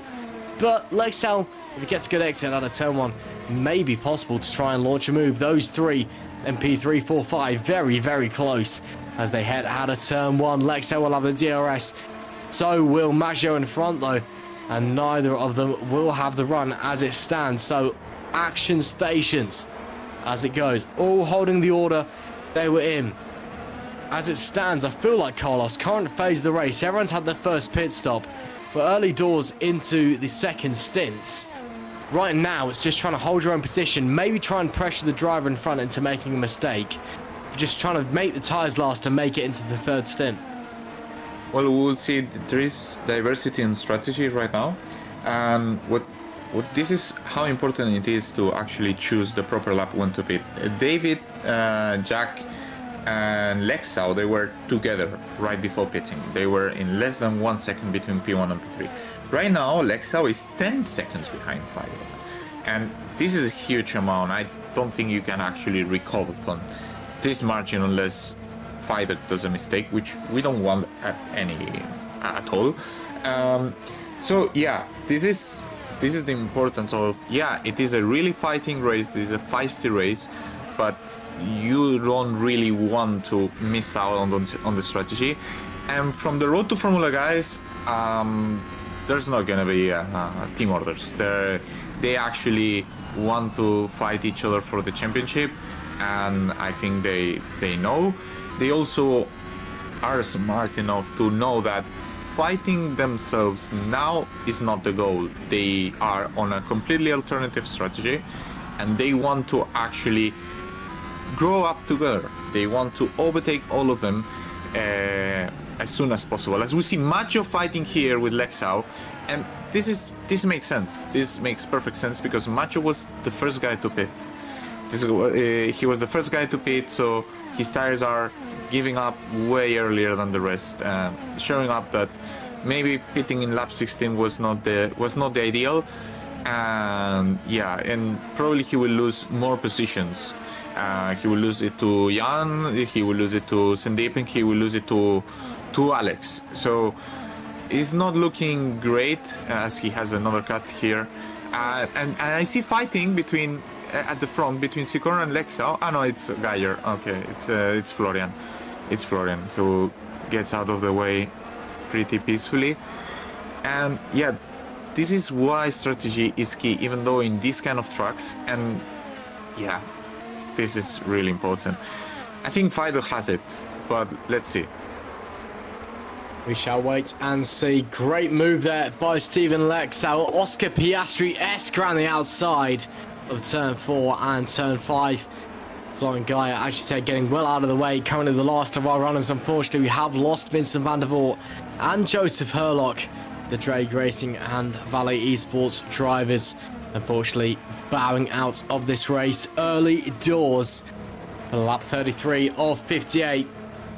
Over halfway distance now, and it's still neck and neck out on track. Sandeep Singh and Alex Laho neck and neck. Let's see what the Road to Formula drivers do. Up in front, Dragoon and Alessandro Maggio both fighting as well. Does Sandeep fancy having a go? Does he let his championship leading teammate through? Well, we'll wait and see. Of course, Sandeep is not only the team boss of Road to Formula, but a great driver as well. He gets super close to the back of Jan Dragoon.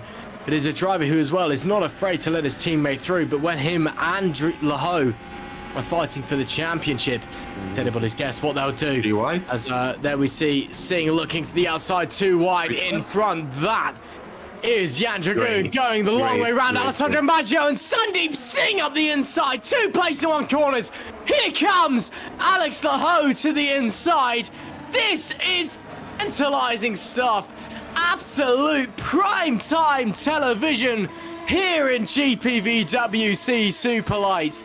2 corners and 4 drivers neck and neck. Brilliant, brilliant racing. Singh up to P5. Laho up into P7. Alessandro Maggio, the big loser on that occasion. But man, oh man, this is a brilliant, brilliant battle. For yeah, it is.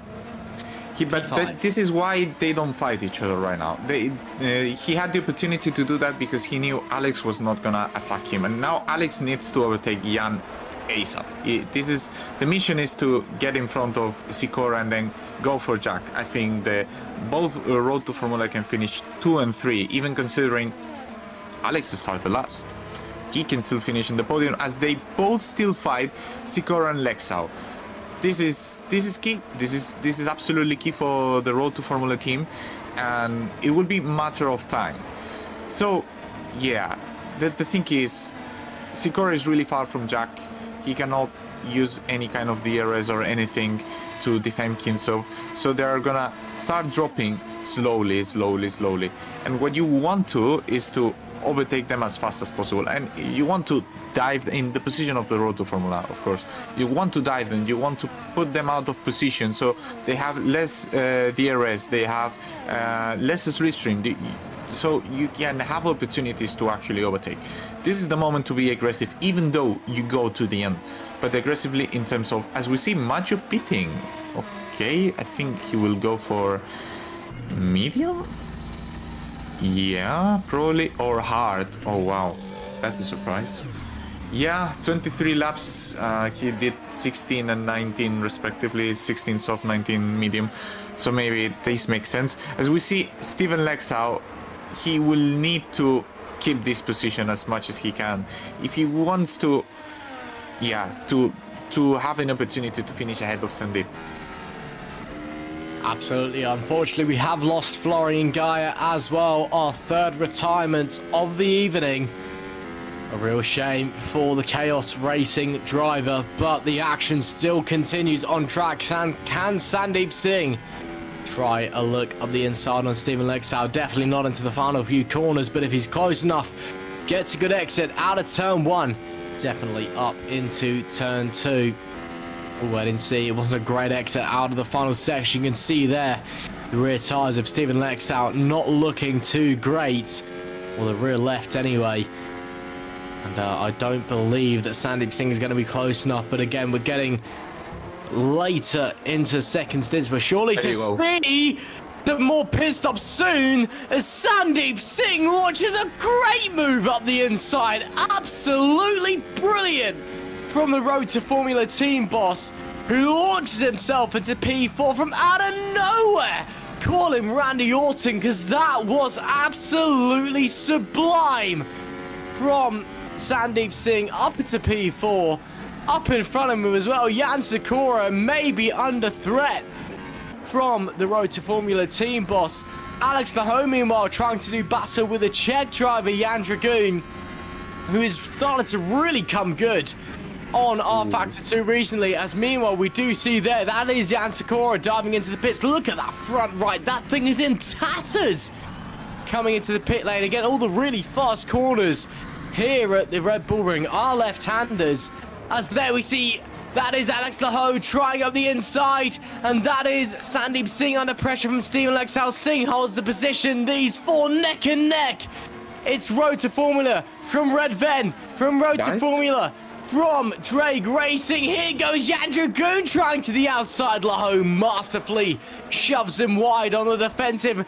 We'll also have the DRS trying to get through Steven Lexal as well. Here comes Alex Laho up the inside, and the championship leader from last goes into P4. What a masterful race the Frenchman has had so far. His teammate in front in P3 as well. This is brilliant stuff at the Red Bull Ring. And the man who leads the championship started from last after mechanical issues in qualifying is almost into the podium places. Yeah, mechanical issues is a new way to say wall issues, but yeah, definitely they're on the hunt of Jack Mayer. They have to actually go for it, and why not David Fidok? I've been watching the laps from Jack. He's actually starting to catch up on David, so I think it would be smart from David to actually go for a two-stop right now. I don't think this is gonna work out. One stop with a medium. Jack is gonna catch you up, and you still have 6 seconds that if you pit, you're gonna be almost 2 seconds a lap faster than Jack. You're gonna absolutely for sure catch him up. If you keep this way, I'm actually don't know who's gonna win. If David doesn't pit, I think anyone can win from P1 to P4. It's absolutely crazy. Then, you know, the meme, this is crazy, this is crazy. I mean, it wasn't a last to first challenge from Alex Laho, but he's trying to make the best of it anyway. What a brilliant performance from the championship leader that we're seeing. And again, as I've said time and time again so far this season, we had so many people in the off-season doubting Alex Laho, the man who was so fast in previous seasons, but being quite frank, was so unreliable. He would either put in a wall or get a good position, but you couldn't be sure what race you were going to get from the Frenchman. And people were questioning Sandeep Singh, the team boss, for why he brought the Frenchman on board.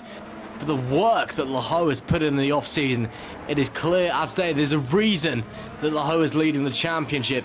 He has been the class of the championship so far here at GPVWC Superlights. He has been undoubtedly the best driver so far up to this halfway point.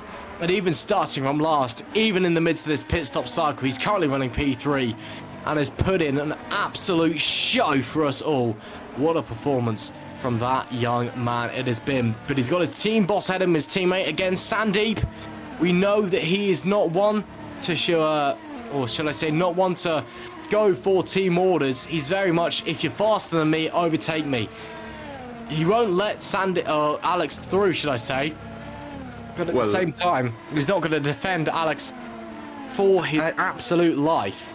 I think they have the same goal here. If they smell a win, they will prioritize a win over their own fight, right?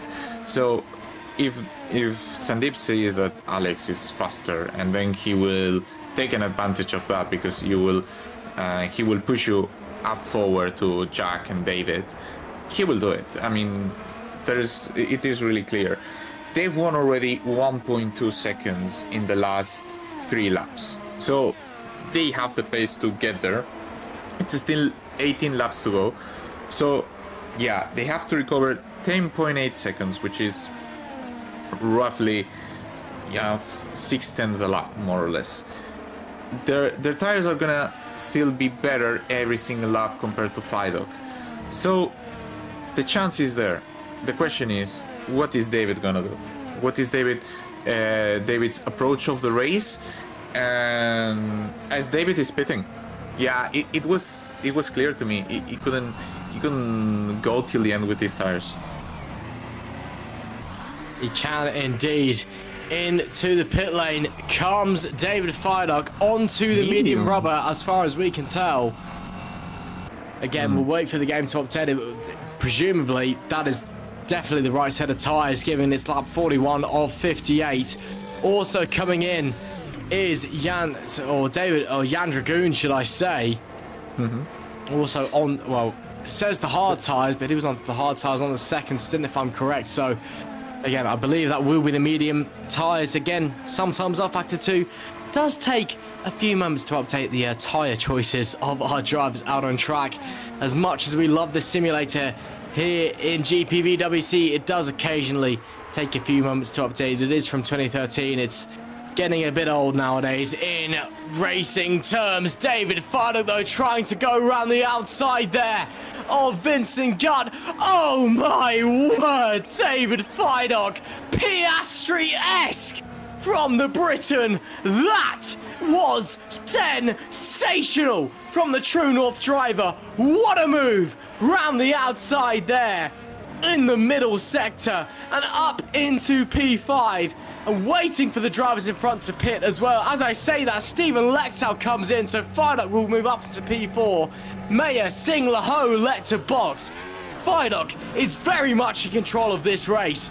What a brilliant performance we're seeing from that man, who is showing why he is one of the very best that GPVWC has to offer. Again, he may have had to drop out of the Super League this season for personal reasons, but he's showing very much in Superlights, why even if he's not in the top division of GPVWC this year, why he absolutely belongs there. What a move from David Fidok, and what a performance as well. Currently in P4, he's got Mayer, Singh, Laho ahead of him. And well, on lap 42 of 58, the world is his oyster, and anything can happen. And as a great man once said, in motorsport, it normally does. He's got 2.5 seconds back to Vincent Gutt. He's got a decent gap ahead of him to Laho, but Fidok is very much firmly focused on the racetrack ahead of him. What a performance it has been from that man. We see another driver in the pit lane there. That looks like Remco de Joux, I believe, coming out of the box. Indeed it is. Currently down in P20. The Fusion driver not having a great day today, unfortunately. In fact, the Fusion team just not being too strong. But Alex is ahead of Sandeep. Oh, and there we do see, yeah, Alex Laho has got through Sandeep Singh as well. That must have been coming up into turn 2. As Carlos briefly mentioned Alex, we wondered what was going on. Alex Laho has made his way up into second place. Again, he's yet to box for his final stint, but the championship leader, again, showing his worth, Carlos. He's been phenomenal this race, starting from the back. And between you and me, he's been truly showing why he's leading this championship. Yeah, I also think Sandeep acknowledged that right now, per this lap, Alex has a tiny bit more pace. You want him to drag you right now, and you have to think what is going to happen in 10 laps. In 10 laps, you're going to have really close David. And what is the best way to actually defend yourself from David? With another DRS, of course. Although in this track, as we mentioned previously, it's easier to overtake than other tracks. But the best way is to have a DRS in front of you and try to get advantage of it. So the thing is, right now, Alex is faster. Let's see what in some laps, who is faster. Sandeep tends to have a better tire wear. So maybe they switch right when Fidok is catching up, because maybe Sandeep has more pace, so they can defend themselves. But the strategy, if I was Road to Formula's manager, it's really simple. Guys, keep together. Our best chance is actually to be close to each other. And with Jack, it more or less happens the same. The best thing it can happen is that the guys of the Road to Formula actually stick behind you and they try to keep farther behind. And when you actually achieve that, you will try to fight Jack the last lap. But let's see what happens. And as we see people trying to unlap Jack, which is pretty normal. He's been on these hard tires for quite a long time. And we see David is going about 9/10 to 1.3 seconds. 9/10 faster than Alex, 1.3 seconds faster than Jack. So he's got the pace to get there. Definitely. He has 11.7 seconds to recover to the lead. So in 13 laps, you will make it. But the thing is, your tires will keep dropping because you are pushing them. Even though if you're on medium, it is not the same treatment that Alex and Sandeep are giving to the tires compared to David. And as we see Alessandro fighting Jan at this point of the race, this is for position, but I think Jan has it. I think Jan pitted a bit later than Alessandro.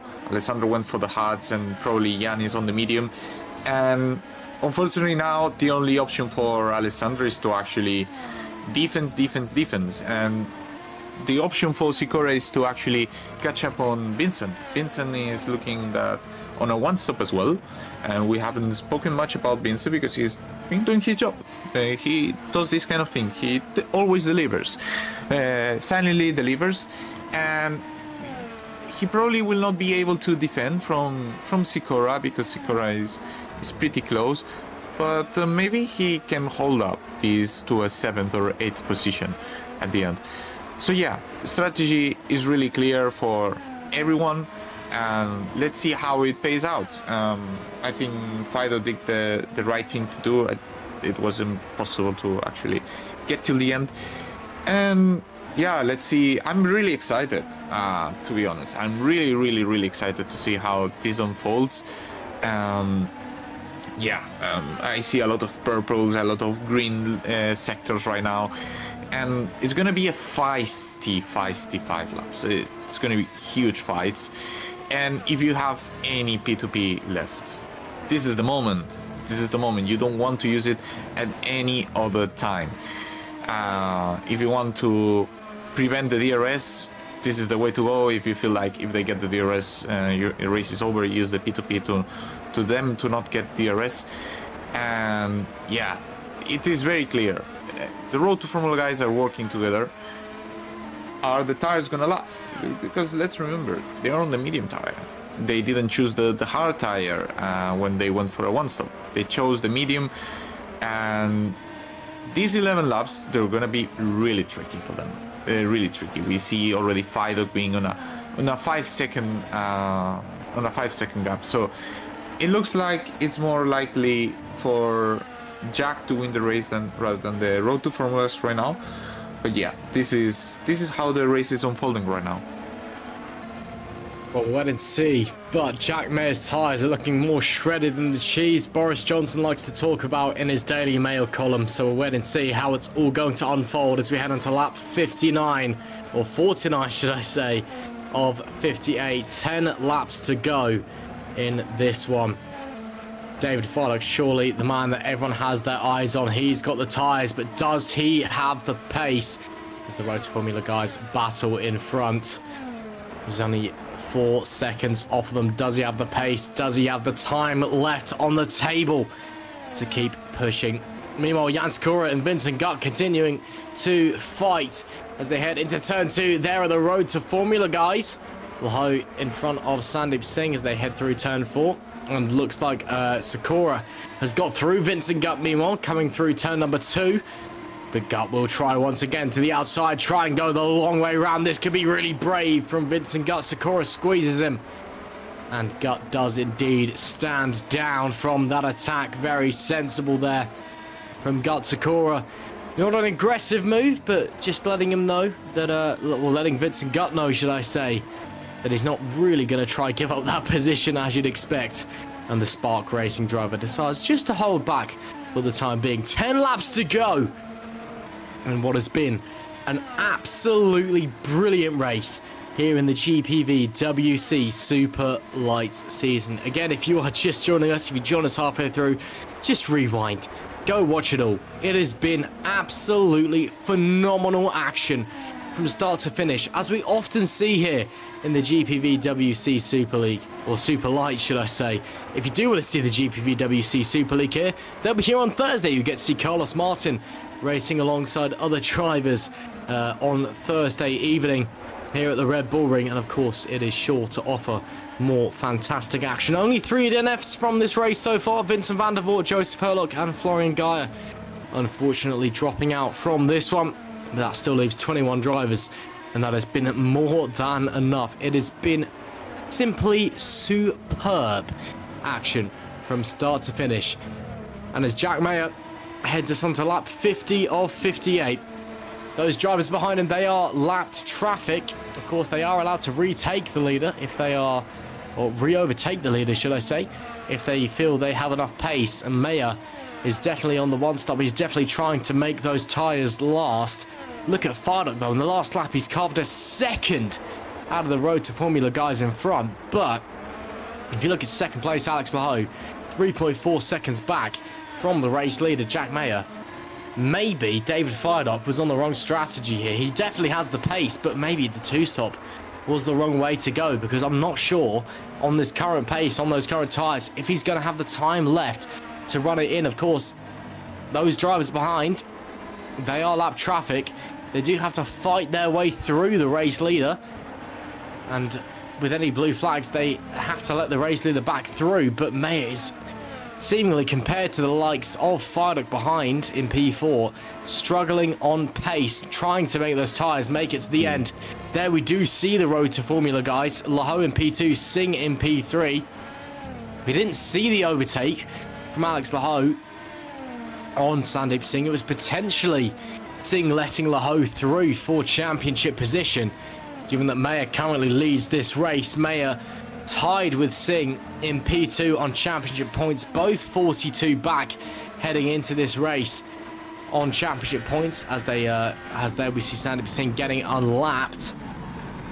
Yeah, but you don't want to see this. You don't want to see this. This is honestly, you don't win anything from overtaking these people. You are not in the fight for anything, and this is actually, yeah, you're allowed to, but I don't think you win anything from this, and you're just interrupting the race. And I was watching Jack, and Jack is more or less in a similar place as we see Jan Dragon going for the move with Vincent.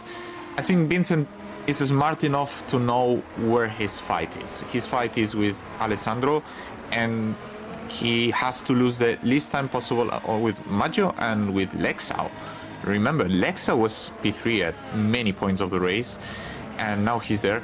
And as we see, if you lose time with the lap car, David is gonna catch you up. And this is great part of it, because they lost so much time with it. They lost so much time. They actually lost almost a second with it. And yeah, it's... Let's see. But now Fidok needs to make the overtake. If I were him, the best option is dive. The best option is a dive, and he has also less top speed than the Road to Formula guys. So he will need to be brave. He will need to be brave to actually make it. And now that the lap car was there, I think it was the... Ooh! That was the best chance you could have had. Maybe now Alex will maybe take DRS from the guy in front from a few laps, and he's able to defend himself. But yeah, they lost ground to Jack, so this goes really positive on Jack. So he's holding his tires really well, even though he lost a lot of time due to traffic after the first pit stop, first and only pit stop. But as we see, wow, Fidok has way more grip than them. It will be a matter of time, but they really need to work together, the Road to Formula, to make this up. It's gonna be really hard. He's gonna dive. If I were him, just dive, separate the Road to Formulas apart, and let's see what happens. And then he goes Fider goes for the inside, and yeah, he's gonna make it. He's gonna have more traction because he has better tires. But watch out now because Sandeep Singh he's gonna have way more top speed, and he's definitely gonna try it. He's not gonna give it up. And then he goes for the outside. I don't think you're gonna make it through there. And Fider goes through. And now Alex should be easy. I don't think it should be too difficult, and he will have the chance at the very next DRS zone into turn 3 or 4, and then you will have 5 laps to get to Jack, and it's 4 seconds what you have to recover. You're currently about 1 second, so you will catch up within 1 or 2 laps to go, and you cannot fail. You cannot lose to anything. He will have now the opportunity going into turn 3. Let's see the exit of this corner. This is crucial. You cannot fail this.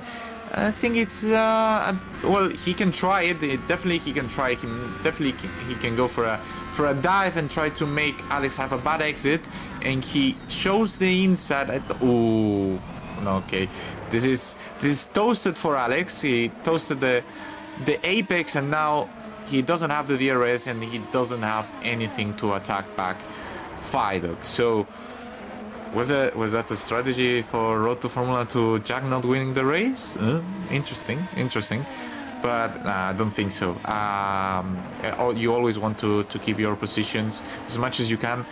And let's see if Fido is able to catch up. He definitely needs to win about a second a lap. A tiny bit less. You don't need a second a lap, but you definitely need it. Absolutely lovely move there by David Fardock. He made Alex Laho take the bait and just did what he had to do. Having a few technical issues on our side, so we'll be back with you in a moment in terms of what's happening on track. But right now, it is, of course, Jack Mayer leading the race from David Fardock. But on lap 55 of 58, with 3.3 seconds between them, does Fardock have enough tyres left to try and make it back between himself and Jack Mayer? We shall wait and see what is going to happen. But we are just frozen on our screen at the moment, so we will let you know what's going on in a moment. And actually, as I say that, it looks like there may have been contact between the two of them. We can't see anything on our screen, but according to our screen, it looks like Fidock and Mayer may have come together. Our live stream screen is frozen, but it looks like the live broadcast is still going, so I'm watching about 20 seconds back. But it looks like Mayer and Fidock came together, and Fidock has somehow taken the lead. Not sure what's happened there. Again, we're having a few technical issues on our broadcast side of things. We can't see anything on the broadcast side, but wait and see. But it looks like David Fidock is in the lead of this race. Yeah, as it stands. That was Fidock. He has now taken the lead, and the Road to Formula guys are right behind Jack right now. Although Jack hasn't lost the DRS yet, so you never know. There is 3 laps to go still, and Jack is not gonna lift this for anything. And I know him very well. We've been sharing races together, and he's gonna go for it. He has the talent. Even though he has old tires, he will have the chance and the opportunity. And there is still the 2 lap cars ahead of him, and maybe craziness happens. And just for a matter of fairness, I would like to Jack have the chance to defend himself in a real battle. But yeah, at the end, this is racing, and this is what happens. And let's see how it develops. Right now, the gap it's fallen to 1 second, so it looks like it's game over for Jack, and really commanding to the lead of David Fidock. But questions are not all solved yet. We have still a battle for P2 and P3 with Alex, Jack, and Sandeep. Currently, Jack P2, Alex P3, and Sandeep P4.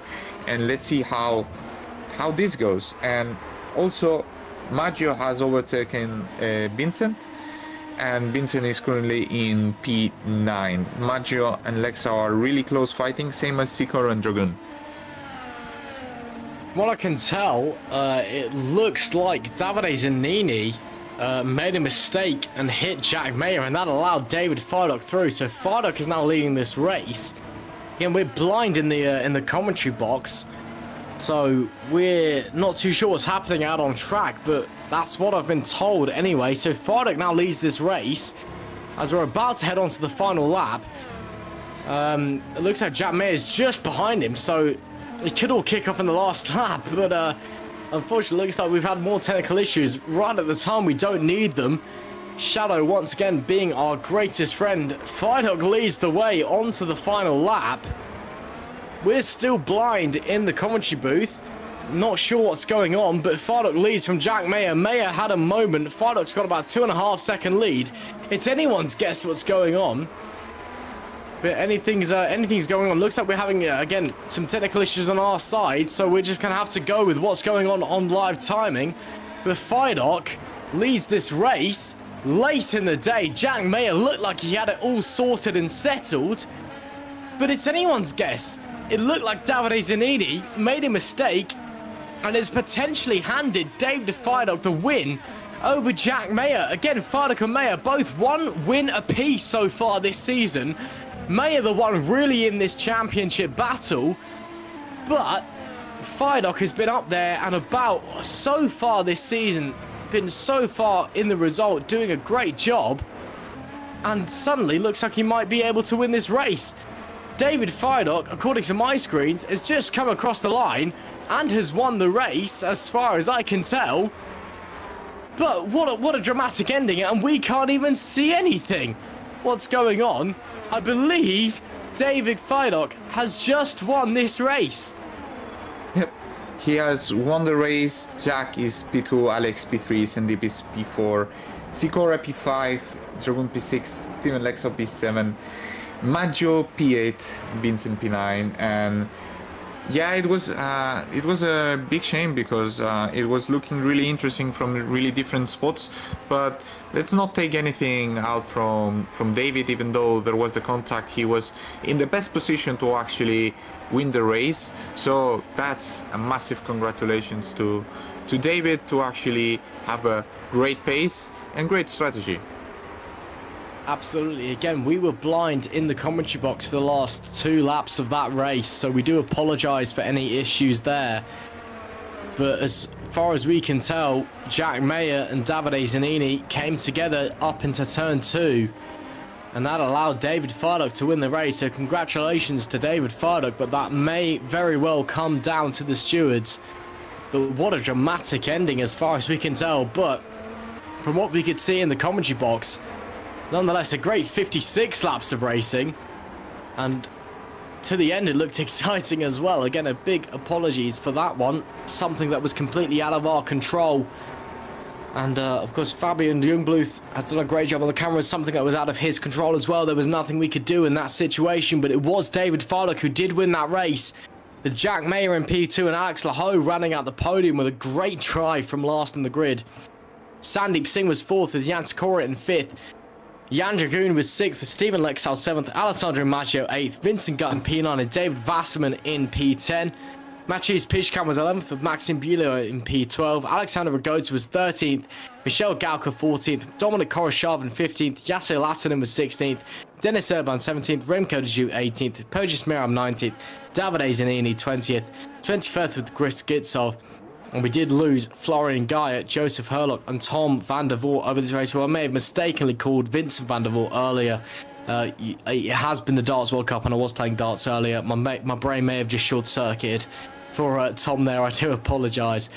But that's your race again. We were totally blind in the commentary box for that last 2 laps. A technological issue that was completely out of anybody's hands. So we have no idea what has happened over the last lap. We'll have to try and decipher that through the race interviews. But that is your final positioning for this race. David Fidok did take the checkered flag and take his 2nd win of the season, with Jack Mayer in 2nd. And Alex Laho rounding out the podium with a great drive. Sandeep Singh in P4. But a crazy end to that race. But from what we could see in the commentary box, a fantastic race nonetheless, Carlos. It definitely came down to strategy. David Fiduk, it may have paired out in his order as a result of that contact between Mayer and Zanini, but without that contact, you've got to think Jack Mayer surely had that race in hand. I'm not sure. It's hard to judge who it was on whose hands. I actually think it was the opposite. I think it was still on David's hands, and it was a really difficult spot to Jack to defend it. There was a lot of laps still to go, but I think there was a great and really exciting race in all terms. It absolutely was. What a thrilling race we had there. All the way through. Just brilliant. I mean, that's what GPVWC does. You know, it's always thrilling, but especially when we come to Austria. What a great race we've just seen. And, I mean, congratulations to David Fiduk.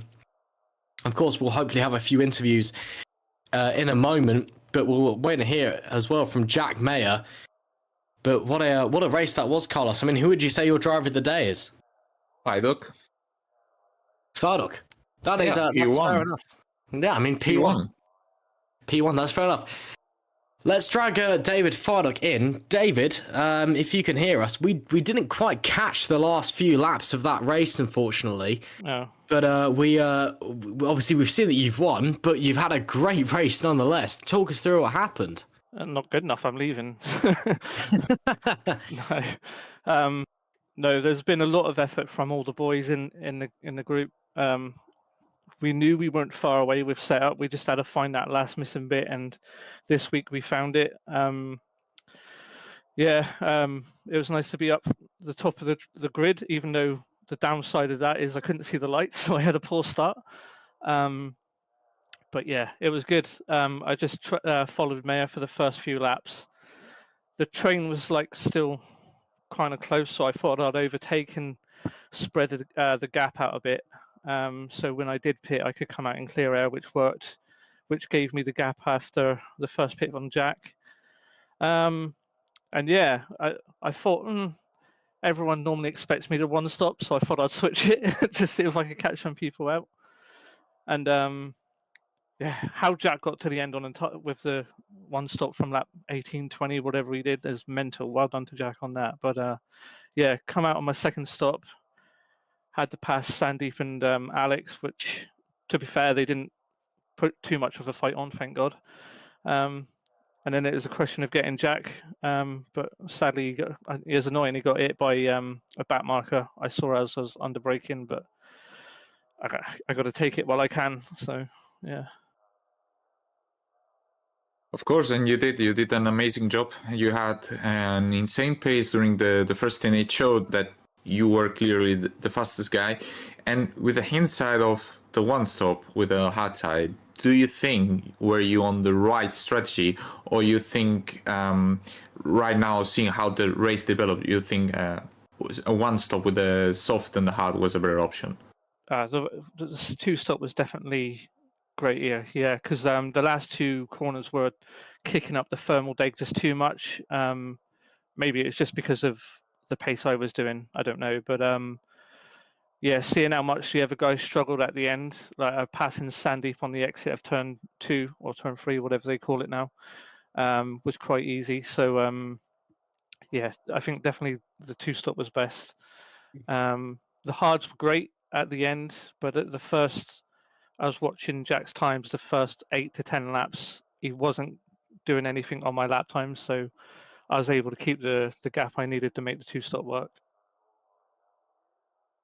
Yeah, that's definitely you did a great decision to pit in the lap you did, because you actually pulled away so much from the rest of the runners. That you had Mayer and Lexau really close to you. That you were just in less than 1 second different gap, and 6 laps after the pits, you were 10-second gap with Lexau. So that's really props to you and to your team, David, and congratulations on the race win.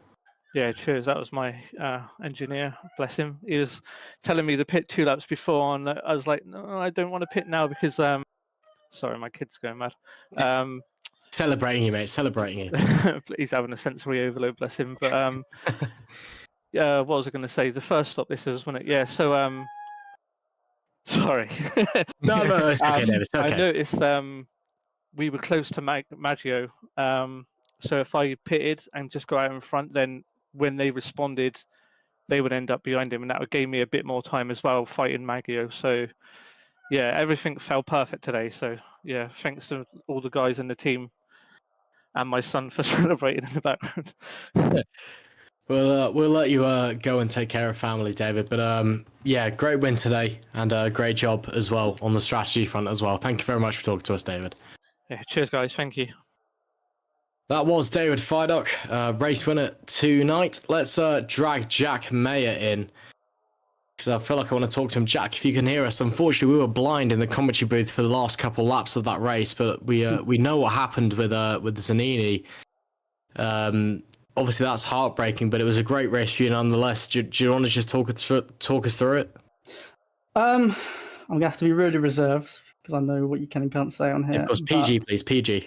I will do my best, don't you worry.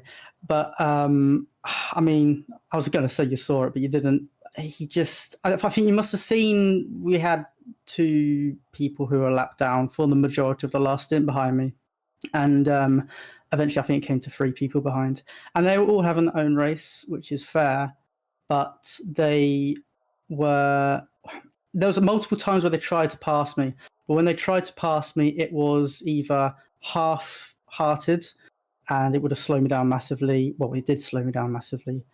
And the other thing is, if they were struggling so much to pass me with DRS and much, much fresher tyres and better tyres, then once they got ahead of me, I don't think they would have had much pace to pull away.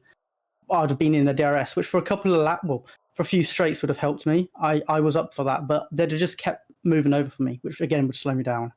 So I don't know what the best thing for them to have done was, except not be in that position. I mean, it is a bit ridiculous. I don't know. I'll have to look it back, but I know what happened, and I know there was a lot of desperation. And you say you guys were blind, but I don't think you guys were the only one who's blind. No, we were blind in terms of our stream froze for us while we were commentating. That's why we mentioned we were blind. They didn't have that excuse. Yeah. I could acknowledge them being too close to you. First, for comfort, because you're never calm when you have drivers that you maybe are slower than you because you lap them, to have them behind, and also because they are really unpredictable, right? And it ended up happening. I wanted to ask you, well, first of all, congratulations, Jack, because I told you yesterday, if there is a man, you are the man. And secondly, with the hindsight of the strategy, I ask you same question as David. If the race starts all over again, would you pick the same strategy as you did? I mean, it's hard to tell because next race something completely different could happen, and it all relied today on a little bit of luck with traffic. I didn't see David's race. I don't know what traffic he came against or how hard it was for him to pass. Without the Zanini incident, David would have caught me, we reckon, on the last lap. I had enough tyres to get to the end without a problem, and by lap 54, I think it was, I still had about 60 seconds of push to pass to play with. So I was really using it. I was really waiting for like the last few laps of battling. Well, firstly with the R2Fs, but then once we got to lap 54, I saw the R2Fs weren't going to be a problem, and I knew it would be David. So, I mean, it's hard to say by hindsight because I had a lot of push to pass to use. It just didn't look as good because once I got hit from behind, my rears were massively gone. They were massively overheated, and all my push to pass I had to use just to stay competitive down straight, especially because Alex and Sandeep had their DRS. In hindsight, to answer your question, I'm pretty sure I would still stick with the one stop. I think it would have. The one thing I would have changed in hindsight was when I boxed on lap 20, was it? Because David boxed on lap 19. in hindsight, I should have followed David in. If I followed David in, I would have stuck with him on my whole hard stint in the DRS, I'm certain. Because if I just kept that pit stop gap to him, he would have never caught me.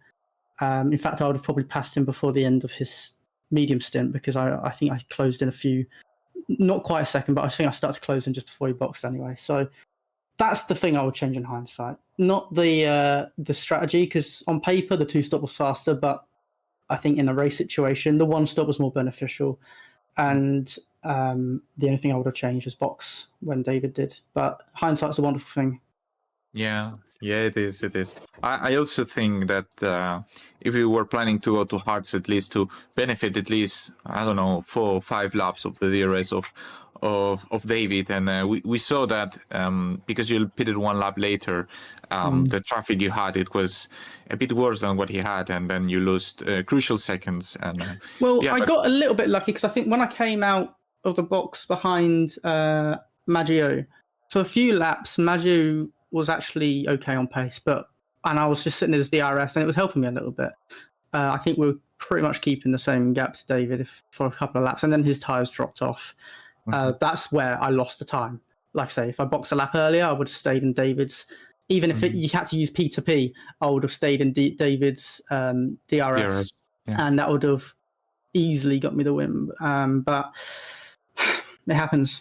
And that's not the thing I'm brewing today. No worries, Jack. You did a wonderful job, and into the next one, of course. Yeah. We'll see what happens in 2 weeks. So my congratulations to Alex. Of course. Well, thank you very much for talking to us, Jack. Again, big commiserations, and well, I think it's safe to say that one will probably be going to the stewards, but it was an amazing drive nonetheless. Yes, thank you. Thank you very much, Jack, for talking to us. Let's drag Alex Laho in, our third place driver, our championship. Sorry, Alex, I think we may have just dragged you in mid-conversation, but Alex Laho, third place in the Drivers' Championship. Alex, what a drive that was from the back of the grid up onto the podium. That was special. Yeah, still shaking a bit from this. What happened is, before warm-up, 3 minutes to the end before quali, I accidentally clicked on my wheelbase, which turned it to PlayStation mode, then I turned it back to PC mode, like, wait, what am I doing? And then I had no force feedback, so I'm like, okay, I will go back to the pits after this first lap. I try again, I load the game settings, nothing. And on the in-lap to the second lap, I put my wheel on the grass, exit turn 3. I wasn't paying attention to my throttle because I was trying to reach with my left hand on my laptop to, try to do something like reset force feedback. And I spun and lost the rear wheel and the engine. So back of the grid. I was hesitating whether or not to take the back of grid at Silverstone and, just qualify this race. Turns out it was the good decision to not qualify for this. I'm only losing 4 points to Jack, which had a decent race until the final laps where he got hit by the back markers. And congrats to David as well. I have a question, Alex, because it looked like right at the end when you were together with Sandeep, he allows you to go through because it looked like you were pushing a bit more at the beginning. And I wonder if the communication was like maybe letting go Sandeep at the end, because at the end, well, if you push at the beginning, at the end, Sandeep will have more tires, or how did this communication, because you had to work together this race, and somehow I was expecting Sandeep at the end to be ahead, but was it because you were clearly with more pace than him, or what was the case? On the first part of the mission to catch up to Jack, I definitely had more pace than Sandeep, and we had equal tire wear at this stage. Sandeep made a mistake in turn 1, so he let me by, to not lose any more time. And in the end, 5 laps to the end or something like that, tires started to fade, and Sandeep had a lot of push to pass to play with, and I had like 7 seconds left. Yeah, that was a mistake of mine to not let him through to fight with Jack. So, I mean, I owe him something for this race. So I will pay it back for the next races. But yeah, the tires were gone at the end. I tried to fight with Jack for the last 2 laps after his incident, but nah, no, nothing I could do. Yeah, I mean, your teammates at the end of the day, you will sort it out with one way or another. So, first of all, congratulations, because you did a really calm race and you had to do what you had to do. And this is something that we were speaking in the broadcast that you were lacking last year, right? That when you were in front, you were doing mistakes and you were not capitalizing on the facts. And today, even from the back, you were able to come back to the front and to actually take a podium. So congratulations on that. And for the next races, for your own sake, please keep your brain on and do not turn your wheel off. Yeah, no, I agree with you. Thank you, Carlos. Thank you, Ross. And thank you, Fabian, for the stream. See you guys very soon, and enjoy your evening. Thank you. Thank you very much, Alex. Now we've got time for one more interview to grab Stephen Okay, before I Lexo. continue. Oh, sorry, I think we've grabbed Stephen mid-conversation as well, but we'll grab Stephen Lexo. And Stephen, what a great race for that was for you. What a great qualifying as well. Just talk us through that one. The qualifying was a bit unexpected. My practice started yesterday, as usual, I guess. It's been a bit hectic, but thanks to the Edge guys, I had a very good baseline. The qualifying lap was out of nowhere, basically. I think it was my 4th try, and in the first 3 tries, I either cut or in all of them I messed up turn 3. And all of a sudden, I managed to get turn 3 right once in a while, and I was 7/10 up on my time. And I was just looking down and seeing, oh, I'm 7/10 down on pole. That could be it. Didn't work out, and in the race, yeah, we were able to swim with the top guys in the first stint, and then unfortunately we made a bit of a mess in terms of the strategy. I didn't test the C4 before, and yep, that cost me in the end. Yeah. That's interesting what you say. You said edge, right? If I heard you correctly. So, do you guys think there is really a good cross between the Super League setup and the Superlights setup? It is this year, actually. I have kind of made the car less optimal for their setup because I updated the front ring and they updated the rear ring and the diffuser. Mm-hmm. So I had a little bit of an imbalance, which made me use almost maximum wings. I think you could see it. Maximum wings. I didn't notice. A few clicks less, but I was 10 to 12 kph down on most of the guys. Wow. Which, but also it made me quite good in the corners. I think Maggio hated me.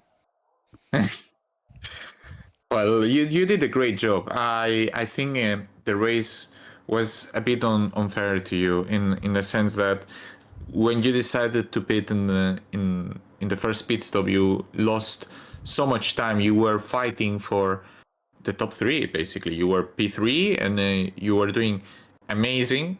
So I encourage you, please test more than just one day before, because you will be in absolute contention for way more. And it's really interesting what you say. I just noted you were, for example, compared to the pole sitter in terms of kph, you were 6.7 kilometers per hour behind, and behind the highest top speed, which was Sandeep Singh, you were 9.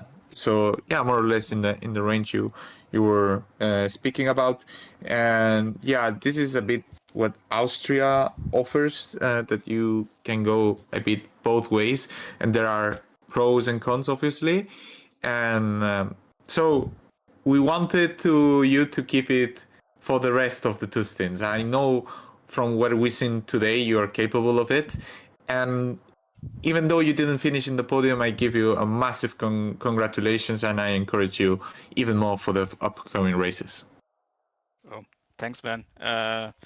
Yeah, it's just not really what I'm looking towards now. I'm in sim racing for more than 22 years now, and I'm basically just doing it for fun now.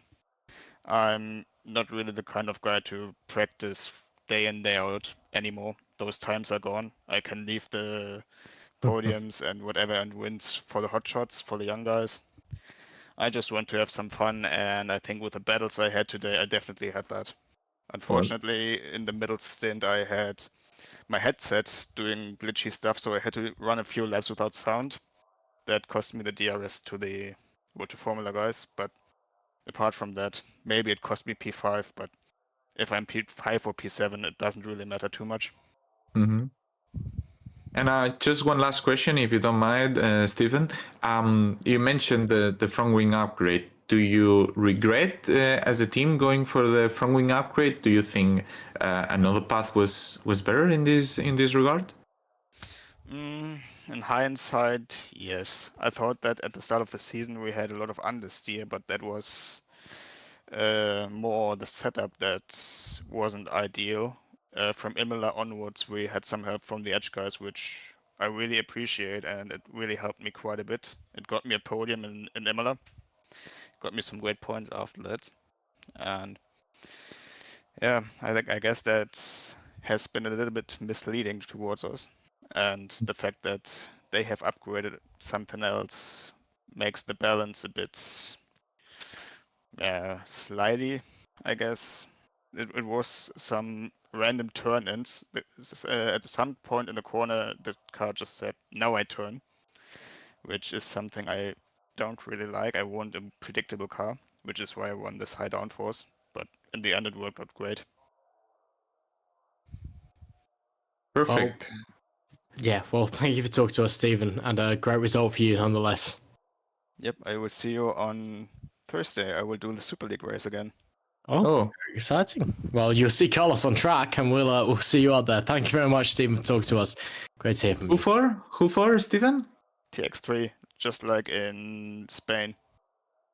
Yeah, and then you will have a TX3 has an amazing car for Austria, and if you have the proper setup and you think that the crossing is good, then you will be really strong. Someone to reckon as well. You should be afraid. Last time around, I was a 10th closer in Super League than I was in Superlights, and this time I was less than a 10th away from pole in Superlights. Okay, what pole do you expect for Super League, given this A high three, I guess. high 3? Okay, I'm nowhere close to that. Wow. I mean, I haven't done a single lap so far, but from what I've heard so far, I expect high 3s.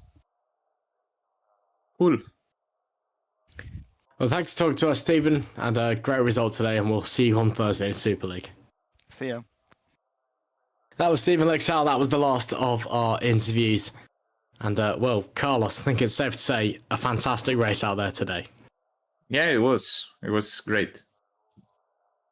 It was indeed. Thank you very much for joining us for all of tonight's coverage of the GPVWC Superlights. Of course, later on this week, on Thursday evening, GPVWC Super League, you can see the likes of Carlos Martin and Stephen Lexal out on track here at the Red Bull Ring. But here in the Superlights, we'll be back in 2 weeks' time as we head to Silverstone for the 9th round of the season, and one that is sure to be fantastic. It's goodbye for now.